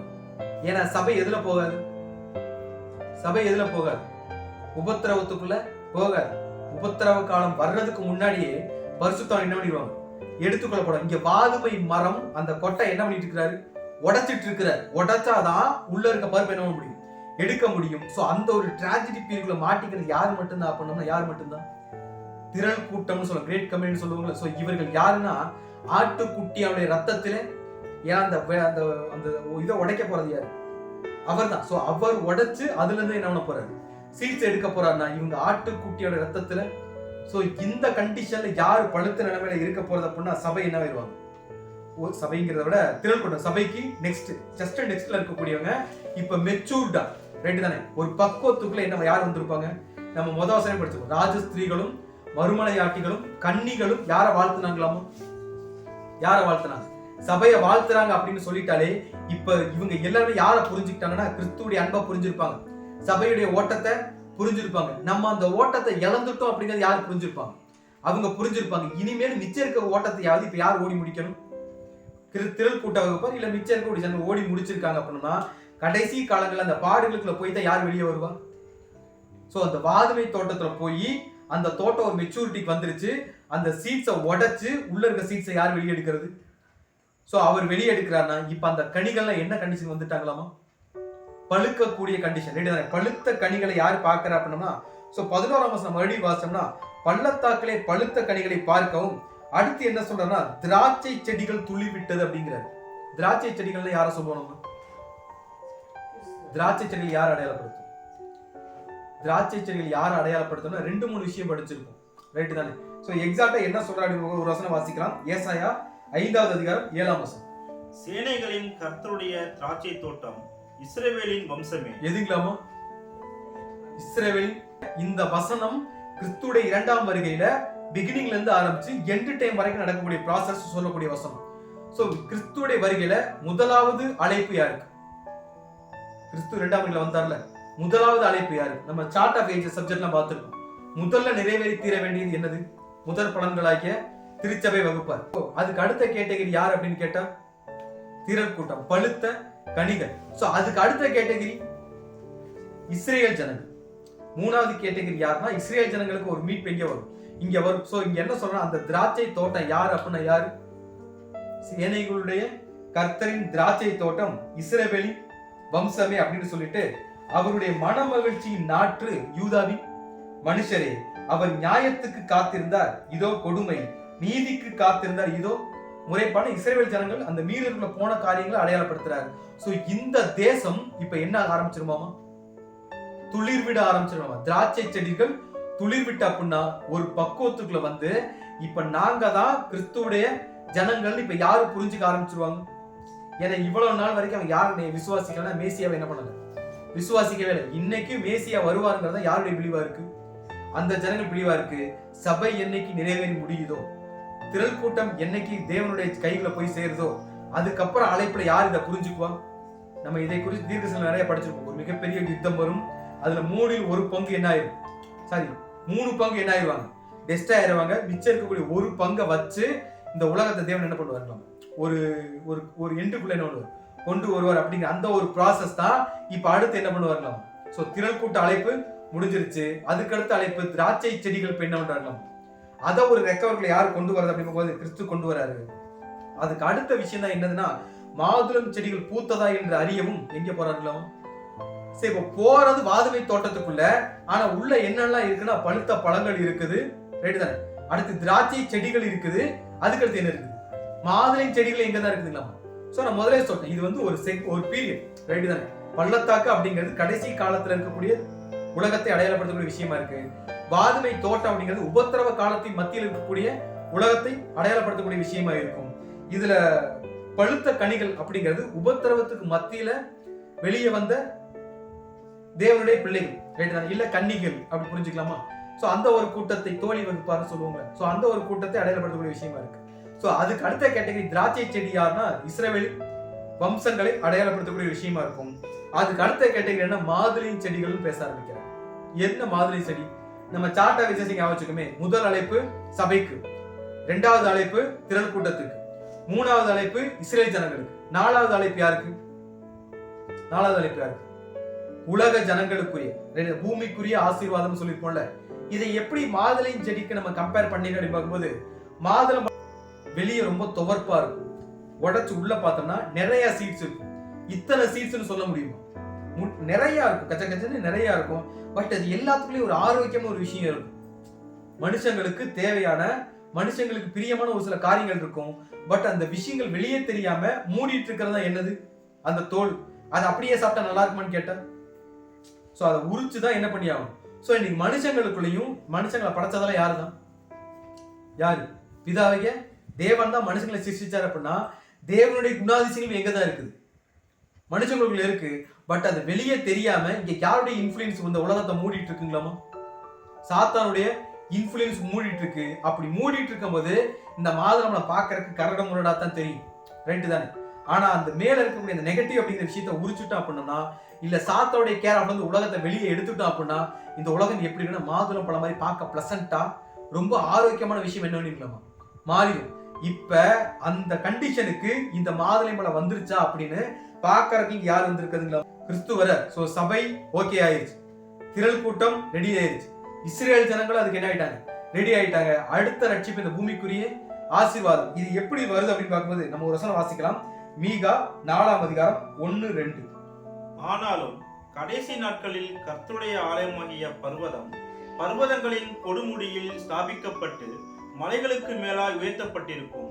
எல்லா ஜாதிகளும் அதனிடத்திற்கு ஓடி வருவார். சோ பழுத்த கனிகள் ரெடி ஆயிருச்சு, அதுக்கடுத்து திராட்சை செடியும் ரெடி ஆயிருச்சு. இது ரெண்டும் ரெடி ஆயிருச்சு அப்படின்னாலே இஸ்ரேல் ஜனங்கள் இந்த போர்ல ஜெயிச்சுட்டாங்க, இஸ்ரேல் ஜனங்களுக்கு ஒரு மீட்பு வந்துருச்சு, இஸ்ரேல் ஜனங்களை வச்சு இந்த உலகத்தை ஒரு முடிவுக்கு கொண்டு வந்துட்டார் அப்படின்னாலே உலக ஜனங்கள் எதை விட்டுருவாங்க, அவங்களுடைய தெய்வங்கள் என்ன பண்ணிடுவாங்க, விட்டுருவாங்க. உங்கள் தெய்வம் எங்கள் தெய்வம், உங்களுடைய தேவன் யாருன்னு எங்களுக்கு சொல்லுங்கன்னு கேட்டு மொத்த உலகம் யார்கிட்ட ஓடி வருவாங்களாமோ, யார்கிட்ட ஓடி வருவாங்க, இஸ்ரேலுடைய தேவனை பார்க்க என்ன பண்ணுவாங்க. சோ என்ன சொல்றாங்கன்னா, ஆனாலும் கடைசி நாட்களில் கர்த்தருடைய ஆலயமாகிய பர்வதங்களின் கொடுமுடிகள் என்ன பண்ணுங்களாமா ஸ்தாபிக்கப்பட்டு மலைகளுக்கு மேல என்ன பண்ணும், உயர்த்தப்பட்டிருக்கும். அந்த ப்ராசஸ் முடிஞ்சிருச்சு அப்படின்னா எல்லா ஜாதிகளும் சொல்றாரு. எல்லா ஜாதிகளும்னா ஒருத்தர் 2 பேர்லாம் இல்ல, உலகத்துல இருக்க என்டையர் பீப்புளும் எங்க ஓடி வருவாங்கன்னா அதனிடத்திற்கு ஓடி வருவார்கள். அதுல 2ஆம் வசனம் வாசிக்கும் போது, திரளான ஜாதிகள் புறப்பட்டு வந்து நாம் கர்த்தரின் பர்வதத்திற்கும் யாக்கோபின் தேவனுடைய ஆலயத்திற்கும் போவோம்னு வருவாங்களாம். அது வரைக்கும் அவங்களுக்கு யாரும் தெரியாது, இன்னைக்கு வந்து உலகத்துல இருக்கிற எல்லாருக்கும் ஒவ்வொருத்தருக்கும் ஒவ்வொரு தெய்வம் இருக்கு, ரைட் தானே. ஒவ்வொருத்தருக்கும் ஒவ்வொரு தெய்வம், ஒவ்வொருத்தருக்கும் ஒரு வழிபாடு, ஒவ்வொருத்தருக்கும் ஒரு கலாச்சாரம் இருக்குது. ஆனா ஒரு காலகட்டத்துக்கு அப்புறம் இந்த எல்லா ஜனங்களும் ஒரே கலாச்சாரம், ஒரே தேவன், ஒரே வழிபாடு அப்படிங்கிற நிலைமையில வந்துருவாங்க. சோ யாக்கோபின் தேவன் தான், யாக்கோபின் அப்படி இல்லை இஸ்ரவேல், ரைட் தானே. இஸ்ரவேலின் தெய்வம் தான் எங்களுக்கு இனிமேல் என்னது தெய்வம்னு சொல்லிட்டு இந்த மொத்த உலக ஜனங்களும் தேவனை தேடி வர ப்ராசஸ்க்குள்ள கடைசி நாட்கள் என்ன வந்துருக்கலாம். சோ அந்த ப்ராசஸை முடிக்கத்தான் இங்க யார் வருது? அவங்க எப்படி முடிக்கிறாங்கன்னா, யாக்கோபின் தேவனுடைய ஆலயத்துக்கு போவோம் வாருங்கள், அவர் தமது வழிகளை, யாரு? ஆண்டவர் இயேசு கிறிஸ்து தமது வழிகளை நமக்கு என்ன பண்ணுவாரு? சோ இதுவரைக்கும் இந்த ஜனங்களை எப்படி சொல்லுவாங்கன்னா, நீங்க என்ன சொல்றது, நாங்க என்ன கேட்கறது அப்படிங்கிற கண்டிஷன்ல இருந்தவங்க, இப்ப நீங்க சொல்லுங்க, நாங்க என்ன பண்றோம்? இப்ப நீங்க என்ன சொன்னாலும் அதை நாங்க என்ன பண்ணுவோம்? செய்வோன்ற கண்டிஷனுக்கு யார் வந்துருவா? இந்த மொத்த உலகமே வந்துரும். ரைட் தான். சோ யாக்கோபு தேவனுடைய ஆலயத்துக்கு போவோம் வாருங்கள், அவர் தமது வழிகளை நமக்கு போதிப்பார், நாம் அவர் பாதைகளில் நடப்போம் என்பார்கள். ஏனெனில் சியோனிலிருந்து வேதமும் எருசலேமிலிருந்து கர்த்தருடைய வசனம் என்ன பண்ணலாம்? அங்க இருந்து மட்டும்தான் உண்மையான சத்தியம் என்ன பண்ணும்? வெளியே வரும். இல்லைன்னா என்ன பண்ணாது? எதுவுமே என்ன பண்ணாது. சோ அந்த ஒரு அழைப்புக்குள்ள இங்க யார் போக ரெடி ஆயிட்டதுன்னா, இந்த உலகம் மொத்தமுமே தேவனிடத்துல சென்று சேர்வதற்கு ஒரு ஆயத்துக்குள்ள போகணும் அப்படின்னாலே இங்க யாருடைய ஓட்டம் ஓடி முடிஞ்சாகணும்? சபையுடைய ஓட்டம் ஓடி முடிஞ்சாகணும். சபைக்கு தேவன் கொடுக்கக்கூடிய கிறிஸ்து கொடுக்கிற விட்னஸ் எல்லாம் என்ன பண்ணி ஆகணும்? கொடுத்து ஆகணும். அந்த ஒரு கண்டிஷன்ல போனா மட்டும்தான் அடுத்த கேட்டகரி பீப்புள்ஸும் சபையுடைய இலக்கத்துக்குள்ள வர்றதுக்கு என்ன வரும்? ஒரு ஏதுவா இருக்கும்னா அதுக்கு முதற் பலன்களா நம்முடைய ஜீவபலியை நம்ம என்ன பண்ணி ஆகணும்? செலுத்தி தீர்த்தாகணும். சோ அது முடிஞ்சதுக்கு அப்புறம் என்ன சம்பவம் நடக்குது அப்படின்னு பார்க்கும்போது, இப்ப சபைக்கு பயங்கரமான ஒரு எக்ஸைட்மெண்ட். சபைக்கு எப்படி இருக்கு? சோ சபையுடைய ஓட்டம் ஏறக்குறைய என்ன ஆயிருச்சு? ஓடி முடிஞ்சிருச்சு. இப்ப உலகத்துல மிகப்பெரிய இந்த உலகம் வந்து அழிவுக்குள்ள போயிட்டு இருக்குனாலே அதை பார்க்கிற சபைக்கு சந்தோஷமா இருக்குமா, வருத்தமா இருக்கும்? இன்னைக்கு தீர்க்க தரிசனம் நிறைவேறு. உலகத்துல வந்து இஸ்ரேல்ல மிகப்பெரிய போர் நடக்குது, உலக அழிவுக்குள்ள போகுதுனால சபைக்கு அது எப்படிதான் இருக்கும்? ஏன்? கிறிஸ்துவுடைய வருகை சமீபமா இருக்குதுன்னு முடிவு பண்ணா மட்டும்தான், அவருடைய பிரசன்ன காலத்துல உலகம் வந்துருச்சுன்னா மட்டும்தான் இந்த உலகம் முடிவுக்குள்ள பயங்கர ஃபாஸ்டா என்ன போயிட்டே இருக்கும். உலகம் பயங்கர ஃபாஸ்டா அழிவுக்குள்ள போகுதுனாலே பயங்கர ஃபாஸ்டா யாருடைய வருகை சமீபமா இருக்கு? கிறிஸ்துவுடைய. சோ இது சபைக்கு மட்டும் எப்படித்தான் இருக்கும்? என்னுடைய மனமாளன் என்ன போறேன், பார்க்க போறேன். இந்த உலகம் பயங்கரமான ஒரு ப்ராசஸ் என்ன பண்ணிட்டு இருக்கு, போயிட்டு இருக்கிற ஹாப்பிக்குள்ள சபை இருக்கும்போது சபை ஃபீல் பண்ணக்கூடிய ஒரு விஷயம் என்ன அப்படின்னு பார்க்கும்போது, இப்ப வாசிக்கலாம் உன்னத பாட்டு 6வது அதிகாரம் 12வது வசனம். இணையாததற்கு முன்னே என் ஆத்துமா என்னை அமினதாபின் ரதங்களுக்கு ஒப்பாக்கிச்சு. எதுக்கு ஒப்பாக்கி இருக்குங்களாமா? சோ இந்த வசனத்தை யாருக்கு? சபை பேசுறாங்க. ரைட் தானே? சோ நினையாததற்கு முன்னே சபை என்ன பண்ணல? இப்படிலாம் நடக்கும், இவ்வளவு ஸ்பீடா நடக்கும், நான் உயிரோட இருக்கும் போதே அவருடைய தீர்க்கதரிசனம் கண்ணு முன்னாடியே நிறைவேறும், அவருடைய வாக்குத்தத்தங்களை என்னை ப்ரொடெக்ட் பண்ணும் அப்படின்னு என்ன பண்ணல, நினைச்சு கூட பார்க்கல. பட் என் கண்ணு முன்னாடி அவருடைய வருகை என்ன பண்ணிட்டு இருக்கேன், நான் ஃபீல் பண்ணிட்டு இருக்கேன் அப்படிங்கிற சபை எப்படி சொல்றான்னா, நினையாததுக்கு முன்னே என் ஆத்துமா என்னை அமினதாபின் ரதங்களுக்கு. சோ இங்க அமினதாபின் போட்டிருக்குல்ல, ஆக்சுவலா இதுல என்ன மென்ஷன் பண்ண வராரு அப்படின்னு பார்க்கும்போது, இது வந்து ஒரு ராஜாவை அடையாளப்படுத்தக்கூடிய இல்ல ஒரு இளவரசனை அடையாளப்படுத்தக்கூடிய ஒரு விஷயமா இருக்கு. இதே வசனத்தை திருவள்ளுவரோட வாசிக்கலாம். உன்னத பாட்டு 6:12. என்னவென்றே எனக்கு தெரியவில்லை, மகிழ்ச்சியில் மயங்கினேன், இளவரசனுடன் தேரில் செல்வது போல் நான் உணர்ந்தேன். இது என்ன சொல்றா? சபை சொல்றாங்க. என்ன சொல்றாங்கமா, இங்க என்ன நடக்குதுன்னு எனக்கு என்ன தெரியல, நான் இதெல்லாம் பாப்போமோன்னு எனக்கு தெரியல, பட் என் கண்ணு முன்னாடி பைபிள்ல இருக்கக்கூடிய எல்லா ப்ராஃபஸி என்ன பண்ணிட்டு இருக்கு, நிறைவேறிட்டு இருக்கு. இதை நான் கண் கூட என்ன பண்ணிட்டு இருக்கேன், பார்த்துட்டு இருக்கேன். இது எல்லாமே நடக்கணும் அவர் சொன்னாரு, அவர் சொன்ன மாதிரி இதெல்லாம் நடக்குது, நான் போற வழி சரியான வழி தான் எனக்கு என்ன பண்ணிருக்காரு, விட்னஸ் பண்ணிட்டு இருக்கான்னு சொல்லிட்டு சபை எக்ஸைட் ஆகி என்ன நடக்குதுன்னு எனக்கு தெரியல, மகிழ்ச்சியில என்ன பண்ணிட்டேன், மயங்கிட்டேன். என்ன மகிழ்ச்சி? யார் வந்துட்டு இருக்காரு? என் மணவாளன் யாருக்காக வந்துட்டு இருக்கிறாரு? எனக்காக வந்துட்டு இருக்கிறாரு அப்படிங்கறத நினைக்கும் போதே எனக்கு பயங்கர சந்தோஷமா இருக்குன்னு சொல்லிட்டு, இளவரசனுடன் தேரில் செல்வது போல அப்படின்னா இங்க ஒரு பெரிய ப்ராசஸ் போயிட்டு இருக்கு. இந்த ப்ராசஸ் போதுன்னா யார் இதுல டிராவல் பண்ணிட்டு இருக்கிறது? கிறிஸ்து டிராவல் பண்ணிட்டு இருக்கிறாரு. அந்த டிராவல்ல நானும் போயிட்டு இருக்கேன்ற மாதிரி எனக்கு என்ன ஆகுதுலாம், சந்தோஷமா இருக்கு அப்படின்னு சொல்லிட்டு சபை இங்க பயங்கர எக்ஸைட் ஆயிட்டு இருக்கலாம். இது ஆங்கில பைபிள்ல படிச்சாலும் அங்க என்ன போட்டிருப்போம் அப்படிங்கும்போது, ஒரு சில பிரிண்ட்ல அமினதாப்னு போட்டிருப்பாங்க, ஒரு சில இடங்கள்ல நோபல் பீப்புள்னு போட்டிருப்பாங்க, அதாவது ராஜரீக புத்திரர் இல்ல சிறந்த மனுஷன். ரைட் தானே? இன்னொரு சில இடங்கள் எப்படி போடுவாங்க, ராஜரீக புத்திரர்கள் பயணம் பண்ணக்கூடிய ஒரு தேர். இதுல வந்து யாரு போயிட்டு இருக்கிறதுனா நானும் போற மாதிரி. அப்படின்னா ஒரு குரூப் உயிர் தெழுந்து போயிட்டாங்க. எங்க போயிட்டாங்க? முதலாம் உயிர் தெழுந்து அவர் வந்தார் அப்படின்னாலே, இரண்டாவது வருகையில கிறிஸ்து வந்துட்டார் அப்படின்னாலே அவருக்குள் மரித்த பரிசுத்தவான்கள் அவரும் கூட எந்திரிச்சு அவங்க எல்லாரும் கிறிஸ்து கூட சேர்ந்து இந்த பூமியில ஒரு ப்ராசஸ் பண்ணிட்டு இருக்காங்க. அந்த ப்ராசஸ்க்குள்ள நானும் இருக்கிற மாதிரி யார் ஃபீல் பண்ணிட்டு இருக்கிறேன்? நான் ஃபீல் பண்ணிட்டு இருக்கேன்னா சபை என்ன சொல்றதுன்னா, ஒரு உண்மையான ஓட்டத்தை நான் ஓடுறேன்னு சபை வந்து ஒரு திருப்தி ஆகுறாங்க. நான் கரெக்டான என்ன, எப்ப நம்ம கரெக்டா நம்ம உண்மையிலேயே சரியான வழியில தான் ஓடுறோம் அப்படிங்கிற அடையாளமே என்னதான்? உண்மையிலேயே கிறிஸ்து கூட அந்த இளவரசன் கூட அந்த தேர்ல சபையும் போயிட்டு இருக்கு அப்படின்னாலே அது அடையாளம் என்னன்னு கேட்கிறேன். பைபிள் வசனம் படிச்சு, ஒருவன் கிறிஸ்து இயேசுக்குள் தெய்வ பக்தியை நடக்க மனதா இருக்கிற யாவரும் நடக்கணும்னு நினைச்சாலே உங்களுக்கு என்ன வருங்களோ துன்பம் வரணும். இங்க அநேகமான துன்பங்கள், அநேகமான பாடுகள் கிறிஸ்துவின் நிமித்தம் நமக்கு வருது அப்படின்னாலே நம்ம எந்த தேர்ல போயிட்டு இருக்கோம்? இப்ப அவரோட தேர்ல போயிட்டு இருக்கோம். இப்ப சபை சந்தோஷப்படுதுன்னா என்ன காரணமா? இன்னைக்கு என்னை நிறைய பேர் என்ன பண்ணிட்டாங்க, என்னை அவமானப்படுத்திட்டாங்க. இன்னைக்கு நிறைய பேர் என்ன பண்ணிட்டாங்க, கஷ்டப்படுத்தாங்க. அதை என்ன பண்ணிட்டேன்? கிறிஸ்துவின் நிமித்தம் நான் சகிச்சு கொண்டேன், அந்த பாடுகள் என்ன பண்ணிட்டேன், நான் ஏத்துக்கிட்டேன்னு சபை ஃபீல் பண்ண ஆரம்பிக்கும் போதே நம்ம எந்த தேர்ல போயிட்டு இருக்கிறோம்? இப்ப கிறிஸ்து கூட. சோ கண்டிப்பா அந்த தேர்ல போறோம் அப்படின்னா அந்த ராஜ்யத்தின் புத்திரர்கள் போற தேர்ல யாருக்கு இடம் இருக்குது? எனக்கும் இடம் இருக்குதுன்னு சொல்லிட்டு சபை என்ன ஆகிறாங்களாமோ, பாடுகளின் மத்தியில, அவமானங்களின் மத்தியில, துன்பங்களின் மத்தியில எல்லாத்தையும் சகித்து கிறிஸ்துவுடன் சபை போறதுக்கான ஏற்பாட்டுக்குள்ள இல்ல அந்த ஒரு நிலைமையில யார் வந்துட்டது? சோ எப்படிப்பட்ட ஒரு ஓட்டம் ஓடுறாங்க அப்படின்னு பார்க்கும்போது, இப்ப சபை இந்த பூமியில வாழக்கூடிய ஒவ்வொரு நாளையும் யாருக்கு பிரியமா தான் வாழ்ந்தாகணும்? எந்த மைண்ட்ல சபை இங்க வாழ்ந்துட்டு இருக்கான் அப்படின்னு பார்க்கும்போது நம்ம ஒரு வசனம் வாசிக்கலாம். சங்கீதம் 84வது அதிகாரம் 10வது வசனம். 1000 நாட்களை பார்க்கிலும் உமது பிரகாரங்களில் செல்லும் ஒரே நாள் நல்லது. சபை என்ன சொல்றாங்களாமோ, எனக்கு 1000 நாள் என்ன தேவையில்லை, எனக்கு நாளைக்கு ஒரு நாள் தான் இருக்குதா, அந்த நாளை நான் யாருக்காக பிரயோஜனமா யூஸ் பண்ண போறேன்? உங்களுக்கு பிரயோஜனம். ஏன்னா நான் ரொம்ப ஹாப்பியா இருக்கிறேன். எந்த டயத்தை நீங்க சொன்ன தீர்க்கதரிசனம் நிறைவேறதை யார் கண்ணில் பார்த்துட்டு இருக்கிறது? நான் கண் கூட பார்த்துட்டு இருக்கேன். இனிமேல் இந்த அழைப்புல இருந்து என்ன பண்ண முடியாது யாருனாலுமே.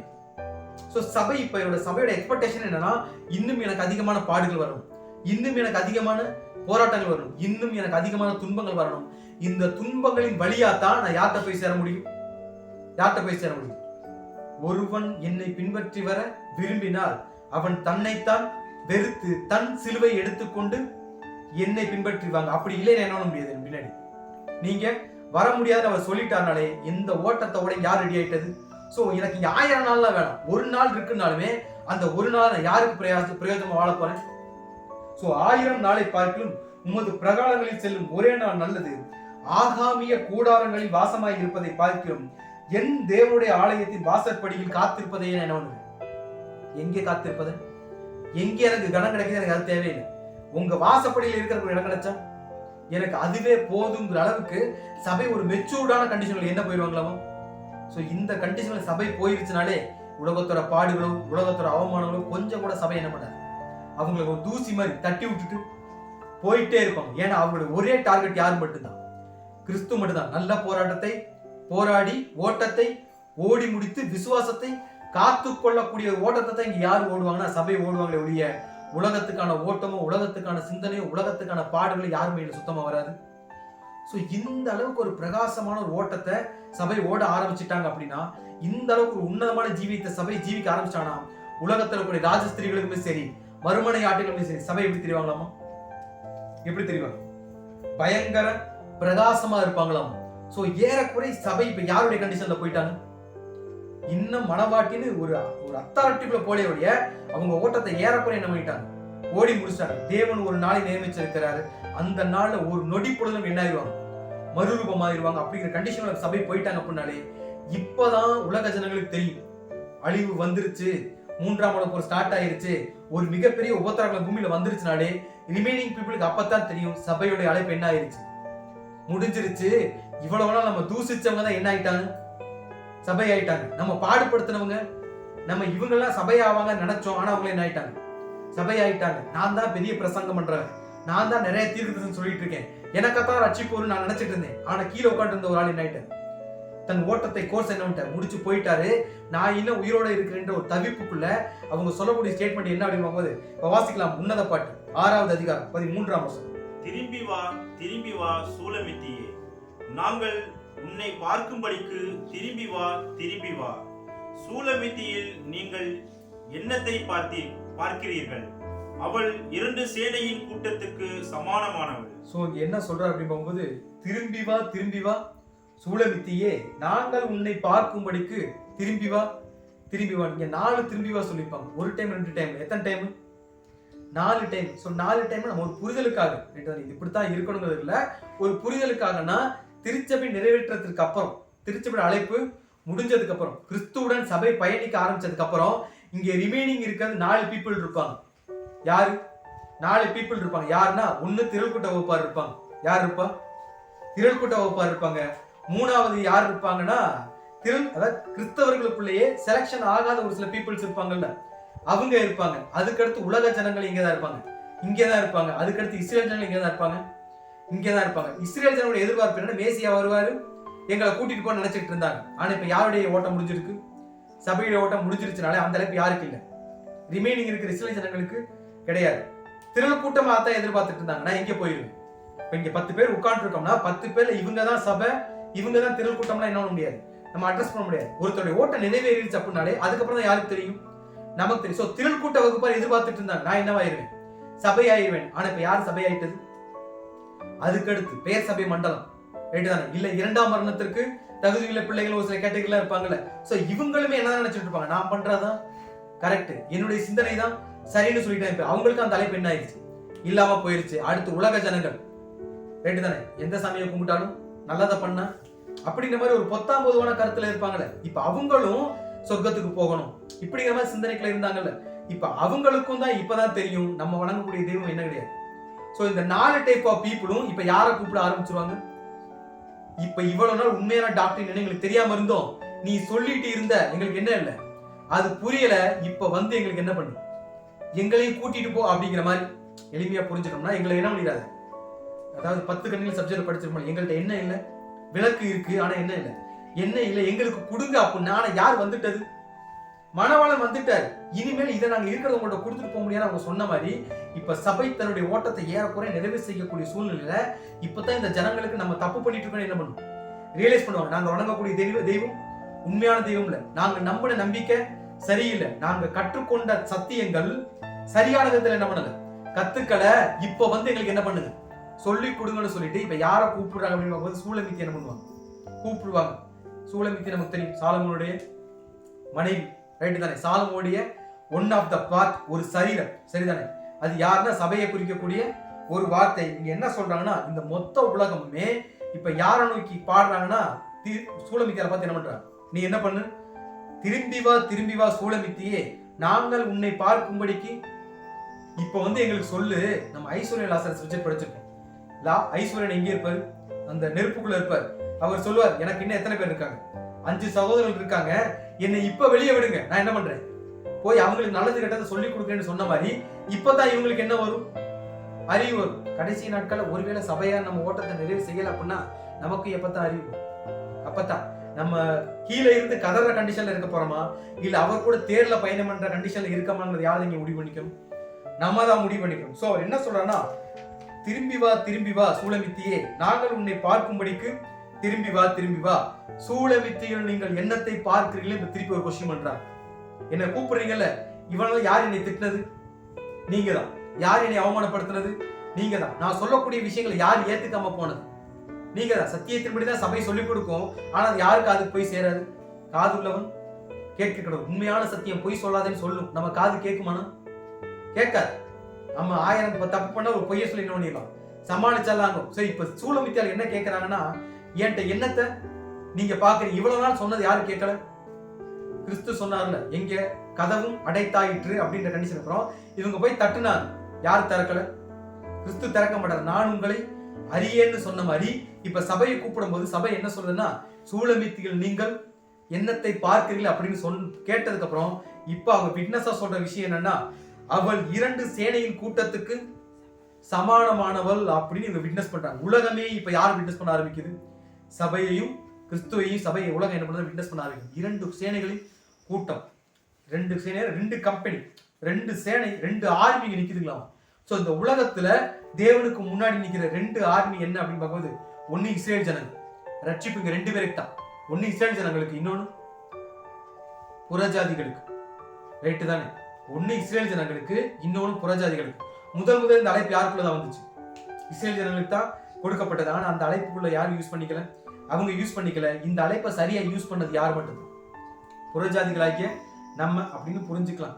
உண்மையிலே அதை சரியா அப்ளை பண்ணிட்டா நம்மள தேவனிடத்துல முதற் பேரானவர்களா நம்ம மாறிடலாம். இல்லைன்னா விழுந்து போகக்கூடிய ஜனங்கள் லிஸ்ட்ல யார் போயிடும்? சோ இந்த 2 கோர்ஸையுமே இங்க யார் முடிச்சிருக்கிறதுங்களாமா? தேவன் இஸ்ரவேலோட எதிர்பார்த்தார்ல, அதையும் சபை இங்க என்ன பண்ணிட்டாங்க?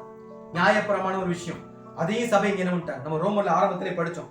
என்ன படிச்சோம்? மறுபடியும் அந்த வசனத்தை வாசிக்கலாம். ரோமர் 13ஆம் அதிகாரம் 10வது வசனம். அன்பானது பிறனுக்கு பொல்லாங்கு செய்யாது, ஆதலால் அன்பு நியாயப்பிரமாணத்தின் நிறைவேறுதலாய் இருக்கிறது. சோ நியாயப்பிரமாணம் மொத்தத்தையுமே சபை கடைசி காலம் என்ன பண்ணி காட்டியிருப்பாங்க? இஸ்ரவேலர்கள் கொடுத்த அந்த காரியத்தை சபை தன்னுடைய ஓட்டத்தில் என்ன பண்ணியிருக்கும்? அன்பின் நிமித்தம் கிறிஸ்துவுடைய பிதாவாகிய தேவனுடைய நியாயப்பிரமாணத்தை கம்ப்ளீட் பண்ணியிருப்பாங்க. கிறிஸ்துவுடைய அன்பின் நிமித்தம் அன்பின் பிரமாணத்தை யாருக்கு கம்ப்ளீட் பண்ணியிருப்பா? சோ யூதர்கள் கொடுத்த ஓட்டத்தையும் சபை ஓடி முடிச்சிருப்பாங்க. புறஜாதிகள் கொடுத்த ஓட்டத்தை சபை என்ன பண்ணியிருப்பாங்க? ஏன்னா கிறிஸ்து தன்னுடைய மரணத்துல இந்த 2 பேரையும் என்ன ஆக்கியிருப்பார்?